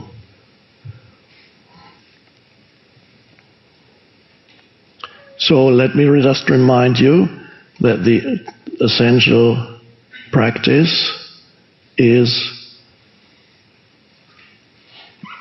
to relinquish thinking, not by falling below thinking, but by rising above thinking. Manifesting is a secondary thing, it's a bonus. Yes, it is the destiny of humans, of course, to humanity as a whole, eventually, to live in a different state of consciousness, where all the stuff that we are doing now won't be necessary anymore, so that you can affect external reality through your inner state of consciousness. But the thing is, you no longer have this need for external reality to satisfy you, because that is the egoic need. And then what you create in your external reality is very different from somebody who needs external reality for self-satisfaction, for some kind of sense of happiness or fulfillment. I need that. Jesus pointed to the future possibility that is in the next stage in human evolution when he talked about faith. Now that's an interesting word, faith. There are two words used in the New Testament or Bible, belief and faith. Now they are confused and people have misunderstood the basic message because there's a confusion between belief and faith. In some languages even it's the same word, but fortunately in English you have two words and people don't understand, they're very different things. So in conventional Christianity it talks about salvation and it says if you believe in Christ and that he died for your sins, and so you partake a story basically, you believe this story to be true. If you believe that, you're saved. Now belief is, to believe something to be true means you don't know if it's true, because if you knew it, you would know it, you wouldn't believe it. I don't believe that there's a flower here, I know that there's a flower here. So belief implies that you don't know, but you're certain that it is the case. And usually belief refers to something that you believe in, a story or something you've been told, or the existence of something that you cannot verify. I believe in angels. Well, maybe you have seen them, but if you've seen an angel, then you no longer believe, then you know there are angels. If you've never seen them, you believe in angels. Now, faith is something different, and because of the confusion of faith and belief, the misunderstanding arose in Christianity that the belief in a story can save you. What Jesus said is, what saves you is faith. And he said, if you have faith, even as small as a mustard seed, you can tell this mountain, remove yourself from here to there, and it will be done. Now, what is that? That's very different from believing in a story. Faith is a deep sense of trust or connectedness. It's not faith in anything in particular. It's not a mental thing. Faith is not, belief is mental. A faith is to be rooted in being, and out of that being arises this enormous trust in life. And that really what we're talking about is the deep I. When you connect to the deep I, suddenly you feel rooted in something vast. That removes fear. And when fear is removed, you have trust. And when you have trust, that is another word for faith, that complete trust in this power that you feel that is not separate from who you are, but infinitely vaster than this little person. So you can sense that vast power in you, and sensing this power in you, which is consciousness that emanates from the source of all life, sensing that power in you is faith. It's not a mental thing. And so when you are connected with this power, then Jesus says in this parable, you can affect things in the outer world much more easily, and that is manifestation. And he talks about another thing. He says, when you pray for something, my translation is, feel that you already have it, and then you will it will be given to you. So you need to already feel the fullness of life now, which is when you connect yourself to the deep I. In that you don't need anything anymore. Anything you could obtain is already there. So when you try to manifest because you think you need something, then you're not very good at manifesting, but you may succeed, but it won't make you happy, it won't satisfy you. But the power is in you, and so anything you want to manifest, you feel that power, which is faith, trust, as an immediate realization. And then you might have a mental image which will no longer be egoically determined. It won't be something that you think is going to satisfy you eventually, or eventually make you happy or famous, or make you into a saint, or become a spiritually evolved being. It's all future stuff. No, it's just an externalization of something that is already within you. So that power is the cream.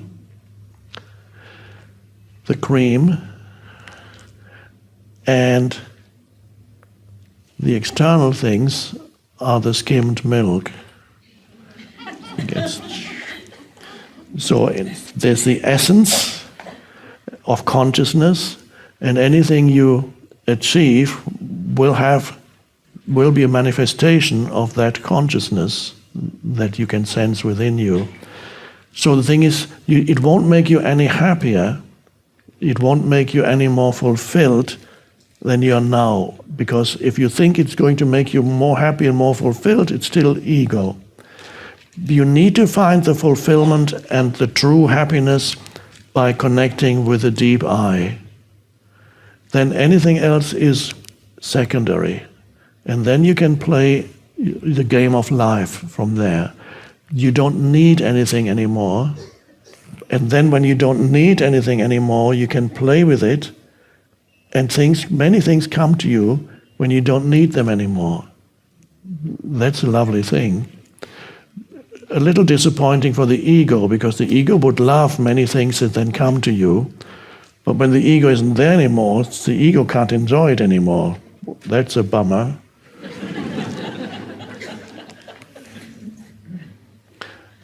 Also, you don't, when you achieve things or something comes to you, you don't claim credit anymore. That's one of the things that, again, the ego would love that.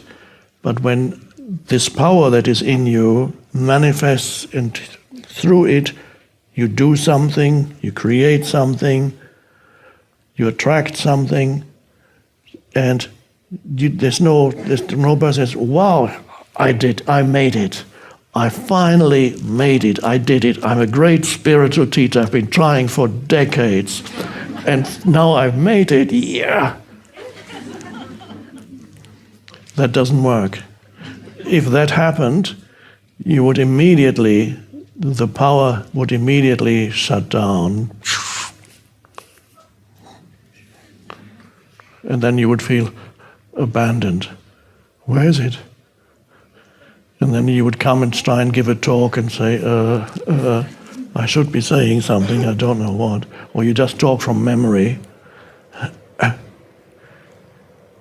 Faith. So, faith is a foundation also for manifesting things. If you bring a mental image to the feeling of faith, which is a connectedness with the deep I, and then you bring a mental image to it, then it's easy to manifest. So you manifest out of the sense of fullness of life, not out of a sense of lack, not out of a sense of needing something. If you need something, you can't manifest very well. You can still be successful now and then, but it won't make you happy. So the neediness, whether it's money or some other kind of achievement or success or relationship, whatever people want, if you need it, you're weak because you haven't found the power that is in you. Because then you think there's something out there that will satisfy you. But if you don't need it, because you're already totally fine with this moment as it is, it couldn't be better because you have realized who you are in the depths of your being, then you can play with things. Bring a mental image to that feeling of fullness, That's what Jesus meant when he says, if you pray for something, feel that you already have it, because there you already have it. You won't feel better when you get it. You just feel the same.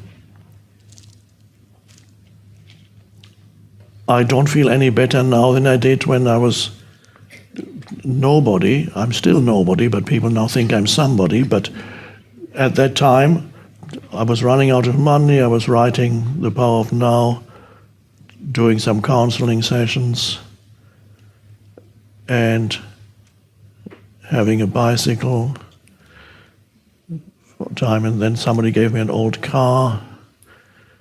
It was fine to be nobody. I could go into a cafe, sit there, nobody recognized me. Of course not, because nobody knew me. And that was perfectly wonderful. I loved being invisible. And then the success came that my ego would have said when I was in my 20s, it would have said, that's what I want, the recognition and doing something that changes the world. And now I do, yes, something, it does change the world, but I didn't do it, it came through. It was consciousness working through this form, that's all. If you want to find real purpose with Wayne Dyer, check the video right there next to me. I think you'll love it. Continue to believe, and I'll see you there. I actually could understand him upside down. That's amazing. Did he make more Standing sense? straight up, he doesn't make any sense Right. at all. But upside down, everything was perfect. So maybe that's great. the answer. I got this great visual of you kind of upside down like a vampire,